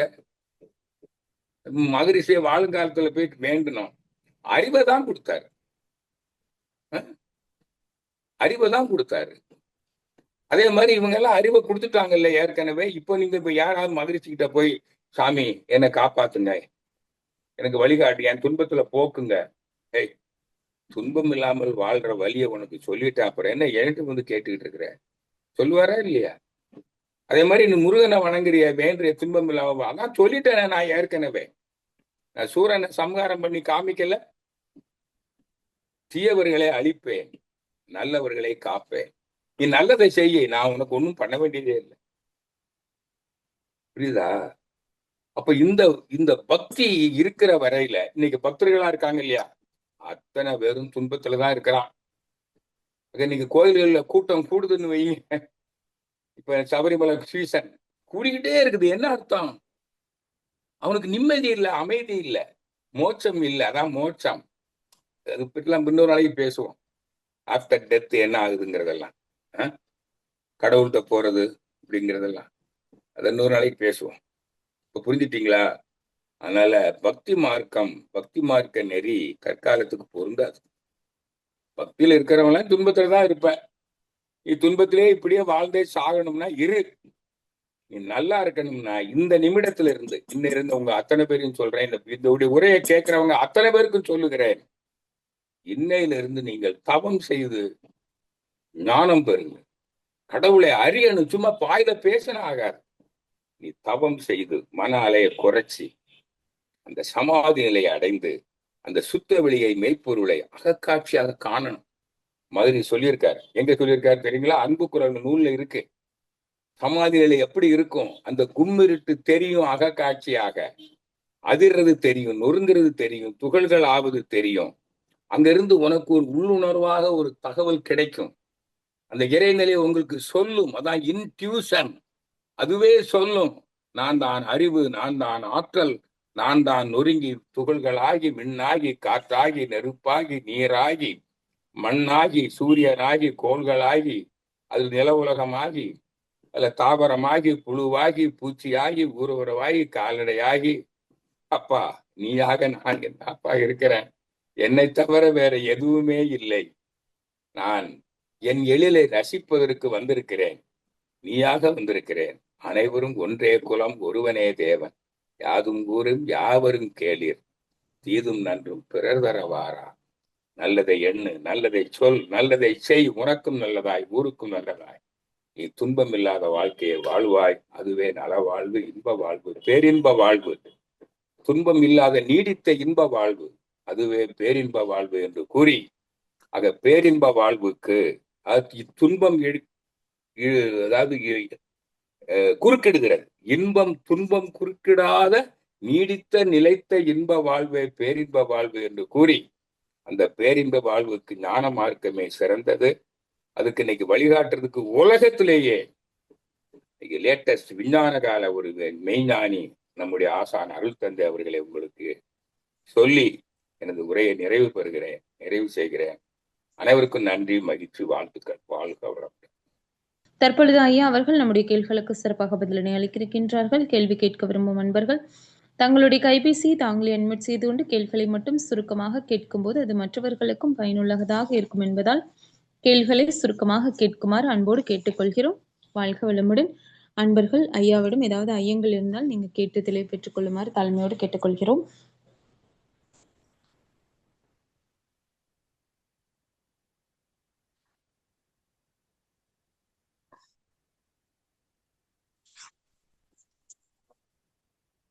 வாழ்க வளமுடன் ஐயா.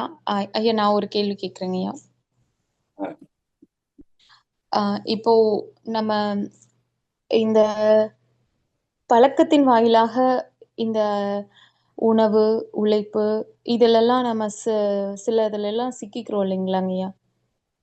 இதுல இருந்து நம்ம எப்படி நம்மள வந்து அன்றாடம் நம்ம மீட்டு கொண்டு வர்றதுங்க? முக்கால்வாசி நம்ம எதுல சிக்கிறோம்னா அந்த உணவுலயும் அந்த வாயில தான் அதிகமா சிக்கிறோம்னு நினைக்கிறேங்க.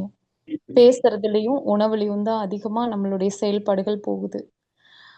அதை எப்படி நம்ம மாத்திக்கிறதுங்க ஐயா? புலன் இன்பம் நீங்க வந்து பாருங்க. சரிங்க. புலன் இன்பம் அதான் உண்டு ஆடி பாடி பார்த்து தொட்டு சுவைத்து முகர்ந்து பார்த்து கேட்டு பொருள் உறவிலும் தாம்பத்திய உறவிலும் நாம் சீவகாந்த சக்தியை அங்கதான் அதிகமா செலவு பண்றோம் ரசிக்கும் போது. புரிஞ்சுட்டீங்களா? சரிங்க. அப்ப அதுக்கு விளைவு என்ன வருது? துன்பம் வந்துடுச்சு. அப்ப துன்பம்ங்கிறது என்ன? அதைத்தான் சொல்றோம். இயற்கை அல்லது இறைவன் நம்முடைய செயலிலே தவறு இருக்கிறது என்பதை சுட்டி காண்பிக்கிறார். ஏன்னா நீங்க துன்பத்தை அனுபவிக்க வரல, நீ இன்புற்று வாழ வந்திருக்கிறாய். சொன்னார்ல, ஏதேன்ஸ் தோட்டத்துல இந்த கனியை புசிக்காதீர்கள்னு சொன்னோம். அது அளவோட அனுபவிங்கன்னு அர்த்தம். புரியுதா உங்களுக்கு? இந்த உலக சரிங்க. இன்பங்களை நீ அளவோடு அனுபவிக்க வேண்டும் அப்படின்னு இறைவன் சொல்றான். ஆனா நம்ம அளவுக்கு மேல அனுபவிச்சா துன்பம் வருது. அப்ப துன்பப்படுறது யாரு? இறைவன் தானே துன்பப்படுறான். அதனால என்ன செய்யறான்? இந்த மனிதனும் இறைவன் தான். ஆனா இவன் இறைவன் அவனுக்கு தெரியல. ஆகையினால அவனுக்கு துன்பத்தை கொடுக்கிறான். அதனாலதான் மதுரை சொல்லுவாங்க, உனக்கு துன்பம் வருகிறது என்றால் இறைவன் உனக்கு பாடம் புகட்டுகிறான், உன்னுடைய செயலிலே தவறு இருக்கிறது என்று சுட்டி காண்பிக்கிறான். அப்ப அப்ப பட்டு திருந்துவான்ல மனிதன். இதான தண்டனை. சரிதானம்மா? ஆமாங்கய்யா, நிச்சயமாங்கய்யா. சிறைச்சாலையில தண்டனை கொடுக்கிறோம் தவறு செஞ்சவனுக்கு. எதுக்கு? திருந்துறதுக்கு. அதே போல மனிதன் இவன் நல்லதை செய்யணும், தீயதை செய்யறான். அது என்னது? இந்த 5 செயல்களில் அளவு முறை மீறுவதுதான் தீய செயல். நிச்சயமா. 5 செயல்கள் அளவு முறை மீறினால் என்ன நடக்குது பாருங்க. ஜீவகாந்தம் விரயம். இன்னொன்னு, பிறருக்கு துன்பம் கொடுக்கிற. பிறருக்கு துன்பம் கொடுத்தால் அவருடைய வேதனை, வருத்தம் உன்னுடைய ஜீவகாந்தத்தினுடைய தரத்தை குலைத்து விடும். அதான் மதுரை சொல்றார். பெட்ரோல் எரிபொருள் இருக்குது வாகனத்துக்கு, அதுல மண்ணெண்ணெயை கலந்தா எப்படி அந்த இன்ஜின் கெட்டு போகுதோ, நீ பிறருடைய வருத்த அலையை சம்பாதிக்கும் போது நீ யாருக்கு துன்பம் கொடுத்திருக்கிற? உனக்கே தான் துன்பம் கொடுத்திருக்கிற. ஆனா உனக்கு தெரியல, அவன் யாரோன்னு நினைக்கிற. நீ கடவுளை அறிந்தவனாக இருந்தால், தன்னை அறிந்தவனாக இருந்தால் அனைவரும் நீ ஏன்னு தெரிஞ்சிடும். அப்ப உனக்கு துன்பம் தருவியா? தரமாட்ட. ஆனா அப்ப அந்த தெரிகிற வரையில என்ன செய்வோம்? உனக்கு துன்பத்தை கொடுத்து உணர்த்துவோம். நீ தெரிஞ்சுக்கிட்ட பிறகு நீ தவறே செய்ய மாட்ட. புரியுதா உங்களுக்கு? புரியுதுங்க ஐயா, புரியுதுங்க. இப்போ நீங்க கேட்டுக்கிற கேள்வி எல்லாருக்கும் தான். அதனாலதான் இப்ப துன்பம் வரும்போது என்ன செய்யணும்? ஒரு விழிப்பு நிலை தான் மதுரை சொல்ற. நீ அதிகமா சாப்பிட்ட, வயிறு வலிக்குது, அந்த வலியை கொடுத்தது இறைவன் அல்லது இயற்கை, இப்படி வச்சுக்கங்களேன். நீ அதிகமா சாப்பிட்டதுனால தானே உனக்கு வலி வந்தது. அப்ப இந்த துன்பத்துக்கு யாரு காரணம்? நீ தான் காரணம். சரியா போச்சாமா? ஆமாங்க, ஆமாங்க, கண்டிப்பாங்க. அது அப்ப மாதிரி சொல்றாரு. மாதிரி சொல்ல நீங்களே சொல்லுங்க. தண்டனை கொடுக்கறோம் எதுக்கு? திரும்ப செய்யாம இருக்கிறதுக்கு. இப்படித்தானே? இப்ப நான் ஒரு அரசாங்க அதிகாரி இருந்தேன். நானு இங்க யாரோ தவறு பண்றாங்கன்னா ஏதாவது மெமோ கொடுப்போம், இல்லைன்னா ஒரு இன்கிரிமெண்ட்டை கட் பண்ணுவோம். அப்படியும் அவன் திருந்தலைன்னா என்ன பண்ணிடுவோம்? சஸ்பெண்ட் பண்ணுவோம். சஸ்பெண்ட் பண்ண பிறகும் திரும்பவும் தப்பு பண்ணா என்ன பண்ணுவோம்? டிஸ்மிஸ். முடிஞ்சு போச்சா? சொல்லுங்க. அப்ப எப்படி திருந்துறதுன்னா, நீ திருந்தினா உனக்கு நல்லது, இல்லைன்னா என்ன ஆவ? இப்படிதான் போகும். இதுதான் செயல் விளைவு நீதி. கண்டிப்பாங்க. சரிங்க ஐயா. ஒருத்தர் ஹேண்ட் ரைஸ் பண்ணியிருக்காங்க ஐயா. கொடுங்க கொடுங்க. ஸ்ரீனிகா பார்த்திபன். வாழ்க வளமுடன் அம்மா. வாழ்க வளமுடன் அம்மா. ஐயா வணக்கம். வாழ்க வளமுடன் ஐயா. இவ்வளவு நேரம் ரொம்ப அழகா சொல்லிட்டு இருந்தீங்க. இப்ப வந்து பொருள் இன்பத்தினாலையும் புற இன்பத்தினாலையும் தவறுகள் எல்லாம் பண்ணி இப்போ வந்து இருப்பு குறைஞ்சு நோயும் வந்தாச்சு. இப்போ ஒரு 40-50 வயசுக்கு மேல இருக்கிறவங்க அந்த வயசுலதான் வந்து உள்ள வராங்க, மனவள குழிக்குள்ள வராங்க. இப்போதான் வந்து எல்லா விஷயமும் தெரியுது. ஆஹா, இவ்வளவு விஷயம் இருக்கா, நம்ம இவ்வளவு தப்பு பண்ணியிருக்கோமா, நம்ம தப்பு பண்ணதுனாலதான் நமக்கு இவ்வளவு பிரச்சனை வந்திருக்கு, எல்லாமே உணர்றாங்க. இப்போ அவங்க வந்து அதுல இருந்து வெளியே வரணும்னு நினைக்கிறாங்க. இப்போ அந்த வயசுல பாத்தீங்கன்னா நமக்கு ஜீவகாந்தா வந்து அந்த அளவுக்கு இந்த சின்ன வயசுல இருக்கிற மாதிரி திரும்ப வந்து பெருக்கம் வந்து அந்த அளவுக்கு இருக்காது. அப்படிங்கப்போ அவங்க என்ன பண்ணணும், எப்படி அதுல இருந்து மீண்டு வர முடியுமா என்ன அப்படிங்கிறது எனக்கு ஒரு சின்ன டவுட்டுங்க. இப்போ தவறு செஞ்சவன் திருந்தணும் அல்லவா? திருந்துறதுக்கு தான் அவங்க வந்து கேக்குறாங்க. அதான் இப்ப ரசாயன குழப்பம் வந்துதானே நோய் வருது. ஆமா ஆமா. ரசாயன குழப்பம் எப்படி வருதுன்னா, அந்த ஜீவகாந்தத்தினுடைய தரம் கெட்டு போயிருக்குது. எப்படின்னா, நீங்களும் உங்க முன்னோர்களும் பிறருக்கு செஞ்ச பாவங்கள் இருக்கு இல்லையா, பிறரை வருத்தி வாழ்ந்தீங்கல்ல, அந்த கண்டிப்பா. வருத்த அலை உங்ககிட்ட இருக்குது. ஓகே. அந்த பதிவை எப்படி போக்கணும்? புண்ணியம் செய்து போக்கணும். புரியுதா? இதான் மாதிரி சொல்றாரு. சரி சரிங்கய்யா. நீ இதுவரை இதுக்கு மேல பிறருக்கு துன்பம் கொடுத்த, இப்போ ஆ. அவர்கள் நன்றி சொல்ல வேண்டும் என்று கூட எதிர்பார்க்கப்படாது. ம். நான் பிறருக்கு செஞ்ச பாவம் முற்பிறவிகளிலும் இப்பிறவிலும் நான் பிறருக்கு செஞ்ச பாவம் எனக்கு நோயாக வருகிறது. ம். அதுக்கு வைத்தியம் பண்ணி குணப்படுத்த முடியாது. அப்ப என்ன செய்யணும்? ம். நான் புண்ணியம் இன்னையிலிருந்து இரண்டொழுக்க பண்பாடை கடைபிடிப்பேன் என்று கடைபிடித்து விட்டால், ம். இதுக்கு நீங்க புண்ணியம் செய்வீங்கல்ல, அப்ப பழைய பாவம் என்ன ஆயிடும்? கழிஞ்சிடும். ம். அப்ப ஓகே. அதுக்கு துன்பம் வருமா? இப்ப உதாரணமா சொல்றேன். 50 வயசுல ஒருத்தர் வந்திருக்காங்க. ம். இவங்க பிறருக்கு செஞ்ச பாவம் 60 வயசுல வரும்னு வச்சுக்குவோம். சரி. ஏன்னா எப்ப வரும்னு தெரியாதுல்ல. ம். ம். ம். இடத்துல சொல்றான்னு வச்சுக்குவோம். நீ ம். உன்னுடைய கர்ம வினை, முற்பிறவியில ம். முன்னால செஞ்ச வினை, ம். அதுக்கு விளைவு எப்ப வரும்? உனக்கு 60ல வரும். அப்போ நாம சொல்றோம், நீ 50ல விழிச்சுக்கிட்ட இல்லையா, இன்னையில இருந்து இரண்டொழுக்க பண்பாட கடைப்பிடி, பிற துன்பம் போக்கி துன்பம் போக்கு, 60 வயசுல வர வேண்டிய துன்பம் வராது. புரியுதா? ஓகே. 100 யூனிட் பாவம் இருக்குது, அந்த 100 யூனிட்டுக்கு புண்ணியம் பண்ணணும். இல்ல நீ 60 வயசு வரும்போது 80 90 யூனிட் தான் புண்ணியம் பண்ணிருக்கிற, அப்ப 10 யூனிட் பாவம் இருக்குல்ல, கண்டிப்பா. அதுக்கு என்ன பண்ணும்? அந்த கெட்ட நேரம் வரும்போது ஒரு சின்ன துன்பம் வரும். புரியுதா? புரியுதுங்கய்யா. தலைக்கு வந்தது இப்ப புரிஞ்சுதா? இது பிறருக்கு செஞ்ச பாவம். நமக்கு செஞ்ச பாவம், அதுதான் என்ன? அதுதான் பாவப்பதிவை போக்குவது உடல் பயிற்சியும் காயக்கல்ப பயிற்சியும் மருந்து உண்பதும். புரியுதா? புரியுதுங்கய்யா. மருத்துவம் செய்வதும் உடற்பயிற்சி காயக்கல்ப பயிற்சி செய்வதும் மேல்பதிவு. இதான் பாவப்பதிவை போக்கும். விலங்கின பதிவுனா விலங்கு என்ன பண்ணும்? பிறருக்கு துன்பம் தரும். புரியுது இல்லையா? புரியுதுங்கய்யா. அது மாதிரி நாம நமக்கே துன்பம் தந்திருக்கிறோம் 5 அளவு முறை மீறி. கண்டிப்பா. நோய் வந்துச்சுல்ல, ரசாயன குழப்பம் வரும்ல, ஆமா, சுற்றுப்புற சூழலாலையும் வரும். அப்போ நாம உடல் பயிற்சி செஞ்சுக்கிட்டு வர்றீங்க, காயக்கல்பம் பண்றீங்க, மனசு அமைதியா. ஏன்னா நீங்க உங்களுக்கு ஆசை இல்லையே, பேராசை இல்லையே, 6 குணங்களும் இல்லையே. 6 குணங்கள் இல்லைன்னா உங்களுக்கு டென்ஷன் ஆகுமா? ஆகாது.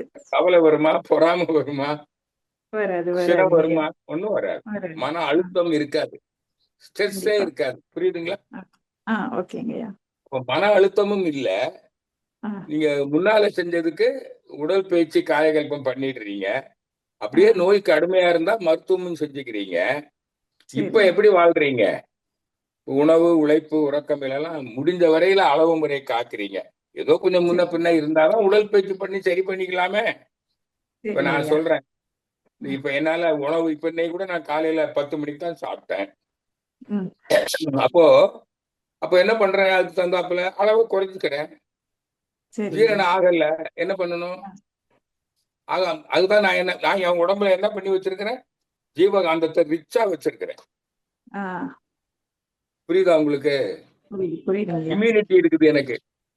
கண்டிப்பா. அப்ப இம்யூனிட்டி இருக்கிறவன் இந்த இப்போ எதுல எப்படி போனாலும் அவனுக்கு ஒண்ணும் பாதிக்காது. கொரோனா வந்தது, எல்லாருக்கும் வந்துதா கொரோனா? இல்ல. அவங்க அவங்க அவங்க உடம்புக்குள்ள கொரோனா இப்ப கூட இருக்குது. கொரோனாங்கிற வைரஸ் எப்பவுமே இருக்குது. அது எல்லாருக்கும் உள்ள வந்துகிட்டு தான் இருக்குது. யாருக்கு இப்ப காய்ச்சல் யாருக்கு வருதுங்க? இப்ப புரிஞ்சுட்டீங்களா உங்களுக்கு? அப்ப நீ உடற்பயிற்சி செஞ்சு காயகல்பம் பண்ணி நல்லா ஜீவகாந்த சக்திய மனதை அமைதியா வச்சிருக்கிறீங்க, நல்லா தூங்குறீங்க, உணவு நல்லா சாப்பிடுறீங்க. உணவே இருக்கட்டும், காயகல்பம் பண்ணிட்டீங்கல்ல, அவ்வளவுதான். 50 வயசுக்கு மேல பண்ண ஆரம்பிக்கும் போதும் அந்த பலன்கள் கிடைக்கும் சொல்றீங்க. நோய் வருமா? நீங்களே சொல்லுங்கம்மா, நீங்களே சொல்லுங்க, வருமான்னு சொல்லுங்க. வரலாம். வரலாமா? இப்ப அதான் சொல்றேன். அப்படி வந்தால் அது அது எதனால? பிறருக்கு செஞ்ச பாவம். ஓகே. ஞானிகளுக்கும் நோய் வரும். அந்த அவங்க என்ன பண்ணுவாங்க? அதை தாங்கிக் கொள்வார்கள், ஏற்றுக்கொள்வார்கள். புரியுதா? சரியா. ரமணனுக்கெல்லாம் வரலையா? என் மகரிஷிக்கே வந்தது இல்லையா? கண்டிப்பா கண்டிப்பா. மகரிஷி என்ன சொல்லுவாங்க? இது நான் என்னுடைய முன்வினையெல்லாம் கழிஞ்சு போச்சு. நான் பிறருக்கு செஞ்ச பாவத்தெல்லாம் கழிச்சுட்டேன். ஆனால் நானும் நீங்க சாப்பிடுற சாப்பாடு தானே சாப்பிடுறேன், அந்த தண்ணி தானே குடிக்கிறேன், இதே சுற்றுப்புற சூழல்ல தானே வாழ்றேன் நானு. சரி சரி சரி. அப்ப எனக்கு நோய் வராதா? வயதான முதுமை காலத்துல நோய் வந்தா குணப்படுத்திட முடியுமா? முடியாது. புரியுது? ஏன்னா அங்க இம்யூனிட்டி இல்ல, ஜீவகாந்த செறிவு இல்ல, ஜீவகாந்தத்தை உற்பத்தி பண்ண முடியாது. சரி சரி சரி. முதுமை பருவத்துல நோய் வந்தா நீங்க நீங்க இந்த வாழ்க்கை முறையெல்லாம் நல்லா இருந்ததுன்னா பெரிய நோயா ஒண்ணும் வராது, சின்ன நோயே வரும். அப்ப மரணம் வந்துடுது. மரணம் வந்துட்டா ரிலீஃப். உனக்கு வயசான காலத்துல இங்க பாருங்கம்மா, நடமாட முடியாத நிலை வந்துருச்சு. அவன் அந்த உடல் இனிமே அவனுக்கும் பயன்படாது, அடுத்தவனுக்கும் பயன்படாது. தனக்கும் பொருள் ஈட்டுறதுக்கோ புலனின்பங்களை அனுபவிக்கிறதுக்கோ பயன்படாது, பிறருக்கு உதவுறதுக்கும் பயன்படாது. அப்ப நீங்க என்ன நினைப்பீங்க? இந்த உடம்போட படுத்து கிடந்துட்டு அவசரப்படுறதை விட போயிட்டா நல்லதுதானே நினைப்பீங்க. எதான் மதிப்பு சொல்றாரு, மரணம் முதுமை காலத்தில், இயலாத காலத்தில் மரணம் ஒரு வரப்பிரசாதம். ஏனென்றால் இனி உனக்கு துன்பம் இல்லை. புரியுதா உங்களுக்கு? புரியுது புரியுதுங்க ஐயா. அப்பா ரொம்ப நன்றிங்க. நன்றிங்கய்யா, நன்றி. வாழ்க வளமுடன். காயத்ரிமா ஐயா வாழ்க வளமுடன். கேக்குறாங்க. வாழ்க வளம். வேற கேள்வி இருக்கு? கவிதா கோவிந்தராஜன் அம்மா அவர்கள். ஐயா வாழ்க வளமுடன். ஐயா அம்மா வாழ்க வளமுடன். ஐயா கண்டிப்பும் துன்பமும் ஒண்ணுங்க ஐயா. கண்டிக்கிறோம், அதே துன்பமா மாறுது. ஒருத்தர் நல்வழிப்படுத்தணும்ல. ஆமா. நீங்க சொல்றீங்க உங்க குழந்தைகள்கிட்ட ஒரு அறிவுரை சொல்றீங்க, இதெல்லாம் செய்யாத அப்படின்னு சொல்றீங்க, சொன்னபடி கேட்க மாட்டேங்குது. பொருளை கேக்குது, சாக்லேட் கேக்குது. நீங்க ஏதோ ஒரு நாளைக்கு சாப்பிட்டா பரவாயில்ல, சும்மா சும்மா சாக்லேட் சாப்பிடாதாங்கிறீங்க. உடனே கண்டிப்பா நடப்பீங்களா இல்லையா? நோ, கிடையாது. உனக்கு தரமாட்டேன் அவ்வளவுதான் அப்படின்னு நடந்துக்குவீங்களா இல்ல வாங்கி கொடுப்பீங்களா? தரமாட்டேன் நடந்துப்போம். அது அந்த உங்க குழந்தை மேல உள்ள அன்பு தானே. அது அவங்களுக்கு துன்பமா வருதுங்க. அது நம்ம கண்டிக்கிறோம். அவங்களுக்கு துன்பம் இல்ல, அது அவங்க அறியாம நினைக்கிறாங்க. அப்புறம் சொல்லுவாங்க, துள்ளி திரியும் பருவத்திலே பள்ளிக்கூடத்துக்கு போகாம அலைஞ்சானா ஒரு பையன். என்ன பண்ணிட்டான், செல்லம் கொடுத்துட்டு போக பரவாயில்லடா விட்டுடா அப்படின்னு விட்டுட்டான். கடைசியில தொழில் அமையல, சம்பாதிக்க முடியல. அப்ப சொல்றான், துள்ளி திரியும் வயதிலே என் துடுக்கு அடக்கி என்னை பள்ளிக்கு அனுப்பிலனே என் தந்தை என்னும் பாதகனேங்கிறான். புரியுதா? இப்ப புரியுதா? அன்னைக்கு திருந்துவான். ஐயோ எங்க அப்பா சொன்னாங்களே, இதெல்லாம் சாப்பிடாதேன்னு சொன்னாங்களே, நான் கேட்கலையே. புரியுதா? புரியுதுங்க. அதனால இது உங்களுக்கு நீங்க நல்லது தானே செய்யறீங்க. இப்ப டாக்டர் மருத்துவர் தண்டனை கொடுக்கிறார். மருத்துவரா நீதிபதி தண்டனை கொடுக்கிறார். அவன் குற்றம் பண்ணவன் உண்மையில குற்றம் பண்ணவனா இருந்தா உண்மையில வருந்துவான்னு நினைக்கிறீங்களா? நான் செஞ்சதுக்கு தான் வந்திருக்குது. புரியுதா? ஆனா நிரபராதி தண்டிக்கப்பட்டு விடக்கூடாது. நீதிபதி என்ன பண்றாரு, நான் நிரபராதியை தண்டித்து விட்டால் அவனுடைய வருத்தம் எனக்கு சாபமாகி நான் துன்பப்படுவேன், நான் தான் சாவேன். புரியுதா உங்களுக்கு? புரியுதா புரியலையா? புரியுதுங்கய்யா. இப்போ உங்க மனைவி, உங்க கணவன், உங்க குழந்தைகள், நண்பர்கள் யாரிடமோ அவங்க ம். செய்யாத தவறுக்கு நீங்க அவங்கள திட்டுறீங்கன்னு வைங்களேன். ஆ. அவங்க திட்டுறதுங்கிறது குரலை உயர்த்தி பேசுவது, கடுமையா நடந்துக்கிறது. ம். உங்களுக்கு ஹார்ட் பீட் அதிகமாக கூடாது. புரியுதாங்கம்மா ஆ. உங்களுக்கு? புரியுதுங்க. சின்னம்லாம் சொல்றீங்கல்ல, ஆ. குரலை உயர்த்தி பேசுவது, கடுமையாக நடந்து கொள்வது. ஆ. அது ஒண்ணும் இப்ப நான் பேசிட்டு இருக்கேன், இவ்வளவு நேரம் பேசிட்டு இருக்கேன். அப்ப எனக்கு ஜீவகாந்தன் செலவு இல்லையா? செலவு. ஆனால் அது எப்ப நோயா வரும் தெரியுங்களா? ஹார்ட் பீட் அதிகமாகுது பாருங்க, டப்புக்கு டப்புக்குன்னுட்டு. ஆ. அப்பதான் அந்த ஹார்ட் சீக்கிரம் வீக் ஆகி செத்து போயிடுவேன். புரியுதா? அதனாலதான் சில கூட என்கிட்ட சொல்லுவாங்க, ஐயா கொஞ்சம் செம்மண்ணில கோபமா பேசுறாரு. அது உனக்கு தாண்டா அப்படி தெரியும், எனக்கு பல்ஸ் அப்படி நார்மலா இருக்கும். புரியுதா உங்களுக்கு? அதனால கடுமையா நடந்துக்கிறது, கண்டிக்கிறது எல்லாம் சினம் அல்ல. ம். அப்ப அப்ப பிறர் மேல உள்ள ஒரு அன்பு. அவங்க தப்பா நினைச்சுக்கிட்டா போயிட்டு போறான், நம்ம உங்களுக்கு என்ன? ம். இவன் ஒண்ணும் பாதிக்காது. பாதிக்காது. நீதிபதியே அவனுக்கு தண்டனை கொடுக்கறாரு. 6 ம். மாதம் சிறை, ஐயா 10,000 உனக்கு அபராதம். அவன் உண்மையிலே தப்பு பண்ணியிருந்தான்னா ஆ. அப்பவும் அவனுக்கு வருத்தம் தான், துன்பம் தான். ஆனா அந்த துன்பம், வருத்தம் இவருக்கு வராது. வருமா? வராது. சிறைச்சாலை எடுத்து வருத்தப்படுறான், துன்பப்படுகிறான். ம். அந்த துன்ப அலை நீதிபதிக்கு வராது. ஏன்? அவன் தப்பு பண்ணியிருக்கான்ல. தப்பு பண்ணியிருக்கான். அதனாலதான் இவருக்கு கொடுத்திருக்காரு. அப்ப ம். இயற்கை என்ன பண்ணும்? அந்த வேதனை அலை இவனை வந்து சேராது. ஆ. புரிஞ்சுக்கிட்டீங்களா? புரிஞ்சுக்கிட்டேங்க. நல்லது, நல்லதுமா. நல்லதுங்க ஐயா. வாழ்க வளமுடன் ஐயா. வாழ்க நன்றிங்கம்மா. வளமுடன். வாழ்க வளமுடன், வாழ்க வளமுடன். ஐயா வாழ்க வளமுடன்ங்க ஐயா. அம்மா உங்க பேர் சொல்லிட்டு பேசலாங்கம்மா. நான் கோயம்புத்தூர்ல இருந்து பேசுறேங்க ஐயா. வாழ்க வளமுடன்ங்க ஐயா. சொல்லுங்கம்மா. ஐயா நீங்க 8 மணி வேலைதான் வந்து உடம்புக்கு நல்லது, ஆரோக்கியமா இருக்க முடியும் அப்படின்னு சொல்லியிருக்கீங்க. இப்ப நம்ம நாட்டுல இல்லம்மா, என்னமோ இல்லம்மா, அப்படி 12 சொல்லலப்பா, மணி. அப்படி சொல்லலப்பா. ஆ, ஒரு ஆவரேஜா ஒரு கணக்கு வச்சிருக்கோம் சமுதாயத்துல. சரிங்க ஆனா ஐயா. உங்க உடம்புல தெம்பு இருந்தால் சரிங்க. நீங்க 12 மணி நேரமும் வேலை செய்யலாம். அப்படிதான் இப்ப சட்டமே வந்திருக்குது, அதுதான் கேட்கலன்னு வந்தாங்க ஐயா. அதானே சொல்றேன். இப்போ பொதுவா 12 வந்து மணி. 8 மணி நேரம் வந்து அதுக்கு மேல நீ வேலை பார்த்தீங்கன்னா சரிங்க. உனக்கு ஸ்ட்ரெயின் ஆயிடும் ஒண்ணு. அது மட்டும் இல்லாம வேற வேலை இல்லையா? பாருங்க, 8 மணி நேரம் உறங்கணுமா? ஆமாங்க இப்ப ஐயா. 8 மணி நேரம் உழைக்கிறீங்க, அப்புறம் மீதி 8 மணி நேரம் தானே இருக்குது. ஆமாங்க ஐயா. உங்க ஆமாங்க. உடலை பேணுதல், உலக இன்பங்களை அனுபவித்தல், பிறருக்கு சேவை செய்தல், இந்த 3க்கு நேரம் எங்க இருக்கும் உங்களுக்கு? வேணுங்க ஐயா. புரியுதா?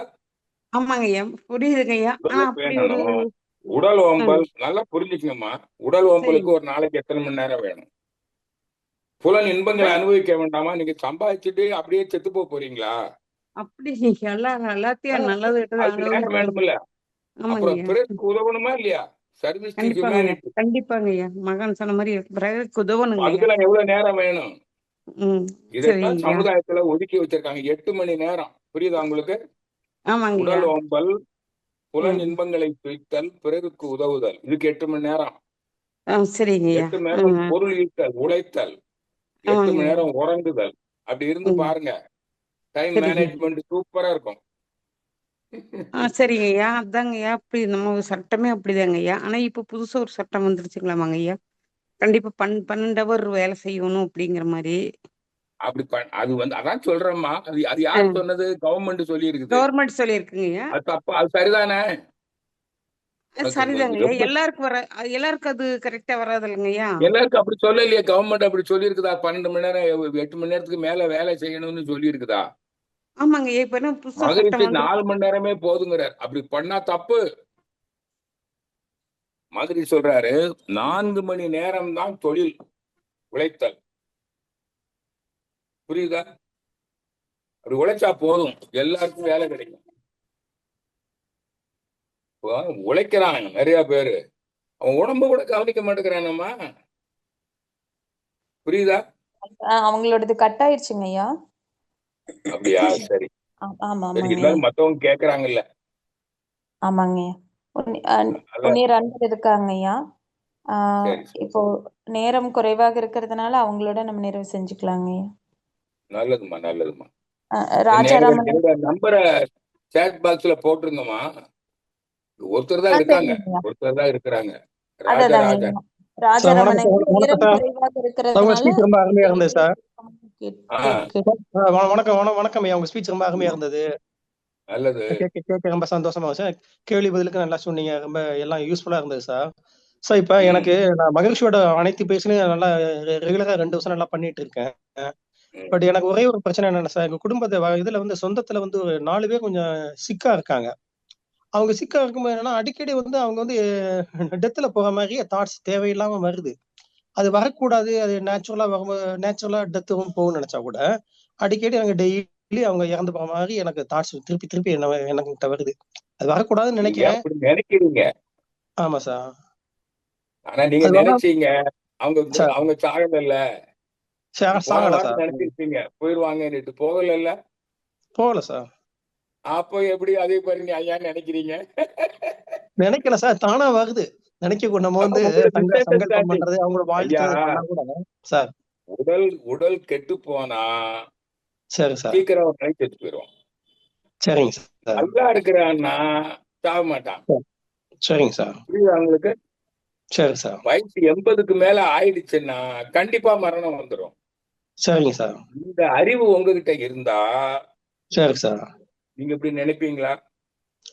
ஐயா, நம்ம நினைக்க கூடாதுன்னு நினைச்சா கூட அந்த நினைப்பு டெய்லி வருது. நினைக்க கூடாதுல உங்களுக்கு இந்த அறிவு நிலையில இருந்தால். சரிங்க சார். அதான் நீங்க புரிஞ்சுக்கல. நீங்க இன்னும் சரிங்கய்யா. ஒருவனுக்கு நோய் மரணம் எப்பொழுது வரும்? 80க்கு மேல உடல் தளர்ந்து வரும். சரிங்கய்யா. அதுக்கு முன்னாடி வந்தா நோய் மரணம். சரிங்கய்யா. நோய் எதனால வருது? அவன் செஞ்ச செயலு, பாவ பதிவுகள் நல்லா வருது. ஆமா, அந்த பதிவை போக்கிக்கல. சரிங்க. உடற்பயிற்சி காயகல்பம் பண்ணியிருந்தீங்கன்னா அவன் ஆயுள் நீண்டுருமே. ஆமா சார். முன்னால செஞ்ச பதிவு எல்லாம் மாறுமே. அதையும் செய்யல. ஆமா சார். அங்க மனவளக்கலையிலும் இல்ல. ஆமா சார். அந்த செயல் விளைவு நீதியை நீங்க புரிஞ்சுக்கிட்டீங்கன்னா சரிங்க, நீங்க இப்படி நினைக்க மாட்டீங்க. எப்படி நினைப்பீங்க? அவங்க செஞ்சது சரி, நாம இப்ப சொல்லுவோம், இவங்க இதை செய்யுங்கன்னு சொல்லுவோம். நீங்க வைத்தியம் பண்ணுங்க, உதவுங்க, பணம் இல்லைன்னா பணம் கொடுங்க, இல்லைன்னா ஆஸ்பத்திரி கூட்டிட்டு போங்க, தெரியல மருந்து வாங்கி கொடுங்க. இதுதான் நீங்க செய்ய முடியும். அதுக்கு மேல வாழ்த்துங்க, அவங்க நோய் குணமாகட்டும். 80 வயசுக்கு மேல போகட்டும். 80 வயசுக்கு மேல போய்த்தானே ஆகணும். ஆமாங்கய்யா, ஆமாங்கய்யா. 80 அவன் மரணப்படுக்கைக்கு போயிட்டான். அவனை போய் அவனுக்கு சாவப்படாதுன்னு நினைச்சீங்கன்னா அவன் நொந்து போயிடுவான் பாவம். சரிங்கய்யா. இதுக்கு மேல எழுந்திருக்க முடியாதுன்னு தெரிஞ்சுட்டா நீங்க என்ன நினைக்கணும் தெரியுமா? இனி நல்லபடியா ஒரு வெக்கேஷன்ல விடுமுறை காலத்துல உறுப்பினர்கள் எல்லாம் வீட்டுல இருக்கும்போது அந்த ஆள் செத்து போயிடணும் அப்படின்னு நினைச்சா அதுதான் சரி. சரிங்க சார். நான் அப்படித்தான் நினைச்சேன். எங்க அம்மாவெல்லாம் எல்லாரும் ஊர்ல இருக்கும்போது எங்க அம்மா போயிடணும். அதே மாதிரி போயிட்டாங்க. கல்யாணத்துக்கு போயிருக்கிறோம், கல்யாணம் முடிஞ்ச மாதிரி நாள் போயிட்டாங்க. சரிங்க சார். புரியுதா? சரிங்க சார். இப்படி நினைங்க. சரிங்க சார். வாழ்க்கையை பற்றிய ஒரு புரிதல் இருந்தால், சரிங்க சார், வாழ்க்கையை பற்றிய புரிதல் இருந்தால் சரிங்க சார், உங்களுக்கு இந்த குழப்பமே வராது. சரிங்க சாமி. சார் இப்ப அதே மாதிரி இன்னொரு தாட்ஸ் வந்து 3 வயசுல இருந்து இது வரைக்கும் நம்ம மனவளக்கலைக்கு வர்றதுக்கு முன்னால மனவளக்கலைக்கு வந்த பிறகு நமக்கு அவசியம் இல்லாத ஓல்டு நெகட்டிவ் யூஸ்லெஸ் தாட்ஸ் வந்து தேவையில்லைங்கிறத நம்ம சங்கல்பம் பண்ணி நம்மகிட்ட இருந்து எடுத்துட்டோம், ஆதாய் பண்ணி அதுல நம்ம திருப்பி நீங்க தேவையில்லைன்னா இப்ப இந்த கருத்துக்கு வந்துட்டீங்கன்னா அதுக்கப்புறம் வராது இல்ல எண்ணம். அது வந்து அப்பப்ப அதுவும் வருது சொல்றீங்க, ஆனா திரும்ப வருதுங்கிறீங்க. அப்படி எடுக்கல. அதான் நீங்க எடுக்கல. உங்களுக்கு ஒண்ணும் தெளிவு வரல, அறிவு தெளிவு வரல. இப்ப நான் சொன்னேன் இல்லையா? ஆமாங்க சார். நெகட்டிவ்னா எல்லாருக்கும் தாங்க வாழ்க்கையில துன்பங்கள் வரும். சரிங்க. வந்துருமோன்னு நினைக்கிறீங்க. மரணம் வருமோன்னுட்டு நீங்க வந்து கவலைப்படணுமா? மரணம் வரும். எப்ப வரும்? 80 வயசுக்கு மேல முடியாத காலத்துலதான் வரும். இதானே நீதி. சரிங்க சாமி. நெல் பயிர் இருக்குது, அது வளருது. அது எப்ப காஞ்சி போகுங்க? சரிங்க பல சார். நூறு நெல்மணிகளை கொடுத்த பிறகுதானே காயம். ஆமாங்க சார். தானே நீதி. ஆமா சார். அது மேல போயிடுமோ, அது மேல போயிடுமோ, எப்படி போகும்? போகாது. இதுதான் நெகட்டிவ் தாட். சரி இயற்கை சார். நீதி தெரியாதனால, சரி சார். இயற்கை நீதி, லா ஆஃப் நேச்சர், சரிங்க சார். அதான் இயற்கையை பற்றிய அறிவு, கடவுளை பற்றிய அறிவு. புரியுதா உங்களுக்கு? புரியுது சார். அதான் அதுல இயற்கையை நம்ம பற்றிய ஒரு அறிவு தான் மனவளக்கலை. மனவளக்கலைங்கிறது என்னங்கிறீங்க? Understanding the nature fully from சமுதாயத்தை space to முக்கிய human உணர்வு mind. என்பது. நல்லா புரிஞ்சுக்கங்க.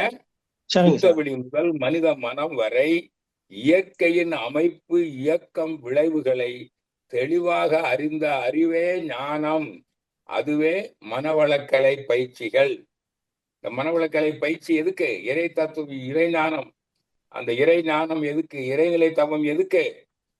இறைநிலை தவம் ஒன்று செய்யுங்கள் போதும். மற்ற தவங்கள் எல்லாம் உடல் நலத்துக்காக செய்யுங்க. இறை உணர்வுக்கு என்ன செய்யணுங்க? இறைநிலை தவம் செய்யுங்கள். அது எப்படி செய்யணுங்கிறத வேணா எனக்கு போன்ல பேசுங்க, நான் உங்களுக்கு சொல்றேன் தனியா. நன்றிங்க ஐயா. உங்களது மியூட் ஆயிடுச்சுங்க ஐயா. ஐயா நீங்க அன்மியூட் நல்ல பண்ணிட்டு பேசுனா பேசுங்க ஐயா. வாழ்க வளமுடன். யாராவது பேசுனா கேட்கட்டுமா, இல்லை நம்ம நிறைவு செஞ்சிடலாம். ஓகேங்க ஐயா. நன்றிங்க ஐயா. யாரும் இருக்கிற மாதிரி தெரியல. இல்லைங்க ஐயா, யாரும் இல்லைங்க ஐயா. உங்களோட நம்பர் சாட் பாக்ஸ்ல போட்டிருக்கேங்க ஐயா. போட்டுருங்க. எந்த டைம்ல கால் பண்ணலான்னு கேக்குறாங்க ஐயா. 9 to 9, 9 AM to 9 PM. இடையில கூப்பிடும்போது நான் ஏதாவது வேற பணியால இருந்தா அந்த மிஸ்டு கால்ல இருக்கும், நானே கூப்பிட்டுருவேன். சரிங்க ஐயா. 9 to 9 கூப்பிடுவேன். 9791092968 தாங்க ஐயா நம்பர். ஆமா. சரிங்க. நன்றிங்க ஐயா. வாழ்க வளமுடன் ஐயா. வாழ்க. நன்றிகள் ஐயா. ஏமா ஐயா சொல்லுங்க ஐயா. 70109. சரிங்க ஐயா. 70109 சரிங்க 55300 அந்த நம்பர் போடுங்க. அதுதான் வாட்ஸ்அப் இருக்கு. சரிங்க ஐயா. சரிங்க ஐயா. அது போட்டுறேங்க ஐயா. இந்த நம்பர் இருக்குல்லம்மா? அதுதாங்க இந்த நம்பர் இல்லைங்கய்யா, அந்த நம்பர் மட்டும்தான் இருந்துச்சு, அது போட்டேங்கய்யா. அது மாதிரி நான் என்னோட இதுல ப்ரொஃபைல்ல போட்டிருந்தேனே. போட்டுறேங்கய்யா. இப்ப போட்டுறேங்கய்யா. 70109553000. சரிங்க ஐயா. சரிங்க ஐயா. நல்லதுமா. வாழ்க நன்றிங்க. வளமுடன். வாழ்க வளமுடனுங்க ஐயா. மிக்க நன்றிங்க ஐயா. நிறைய கருத்துக்களை நீங்க சொன்னீங்க. இதனால எல்லாத்துக்கும் நிறைய அன்பர்கள் பல அவங்களுடைய தெளிவா இருப்பாங்க ஐயா. அதனாலதான் கேள்விகளே அவங்களுக்கு வரல அப்படிங்கிறது நினைக்கிறேங்க ஐயா. மிக்க நன்றிங்க ஐயா. வாழ்க வளமுடன். நல்லது காயத்ரி. வாழ்த்துக்கள். வாழ்க வளமுடன் ஐயா. நம் கடமை அறவாழ்வின் நாட்டத்தே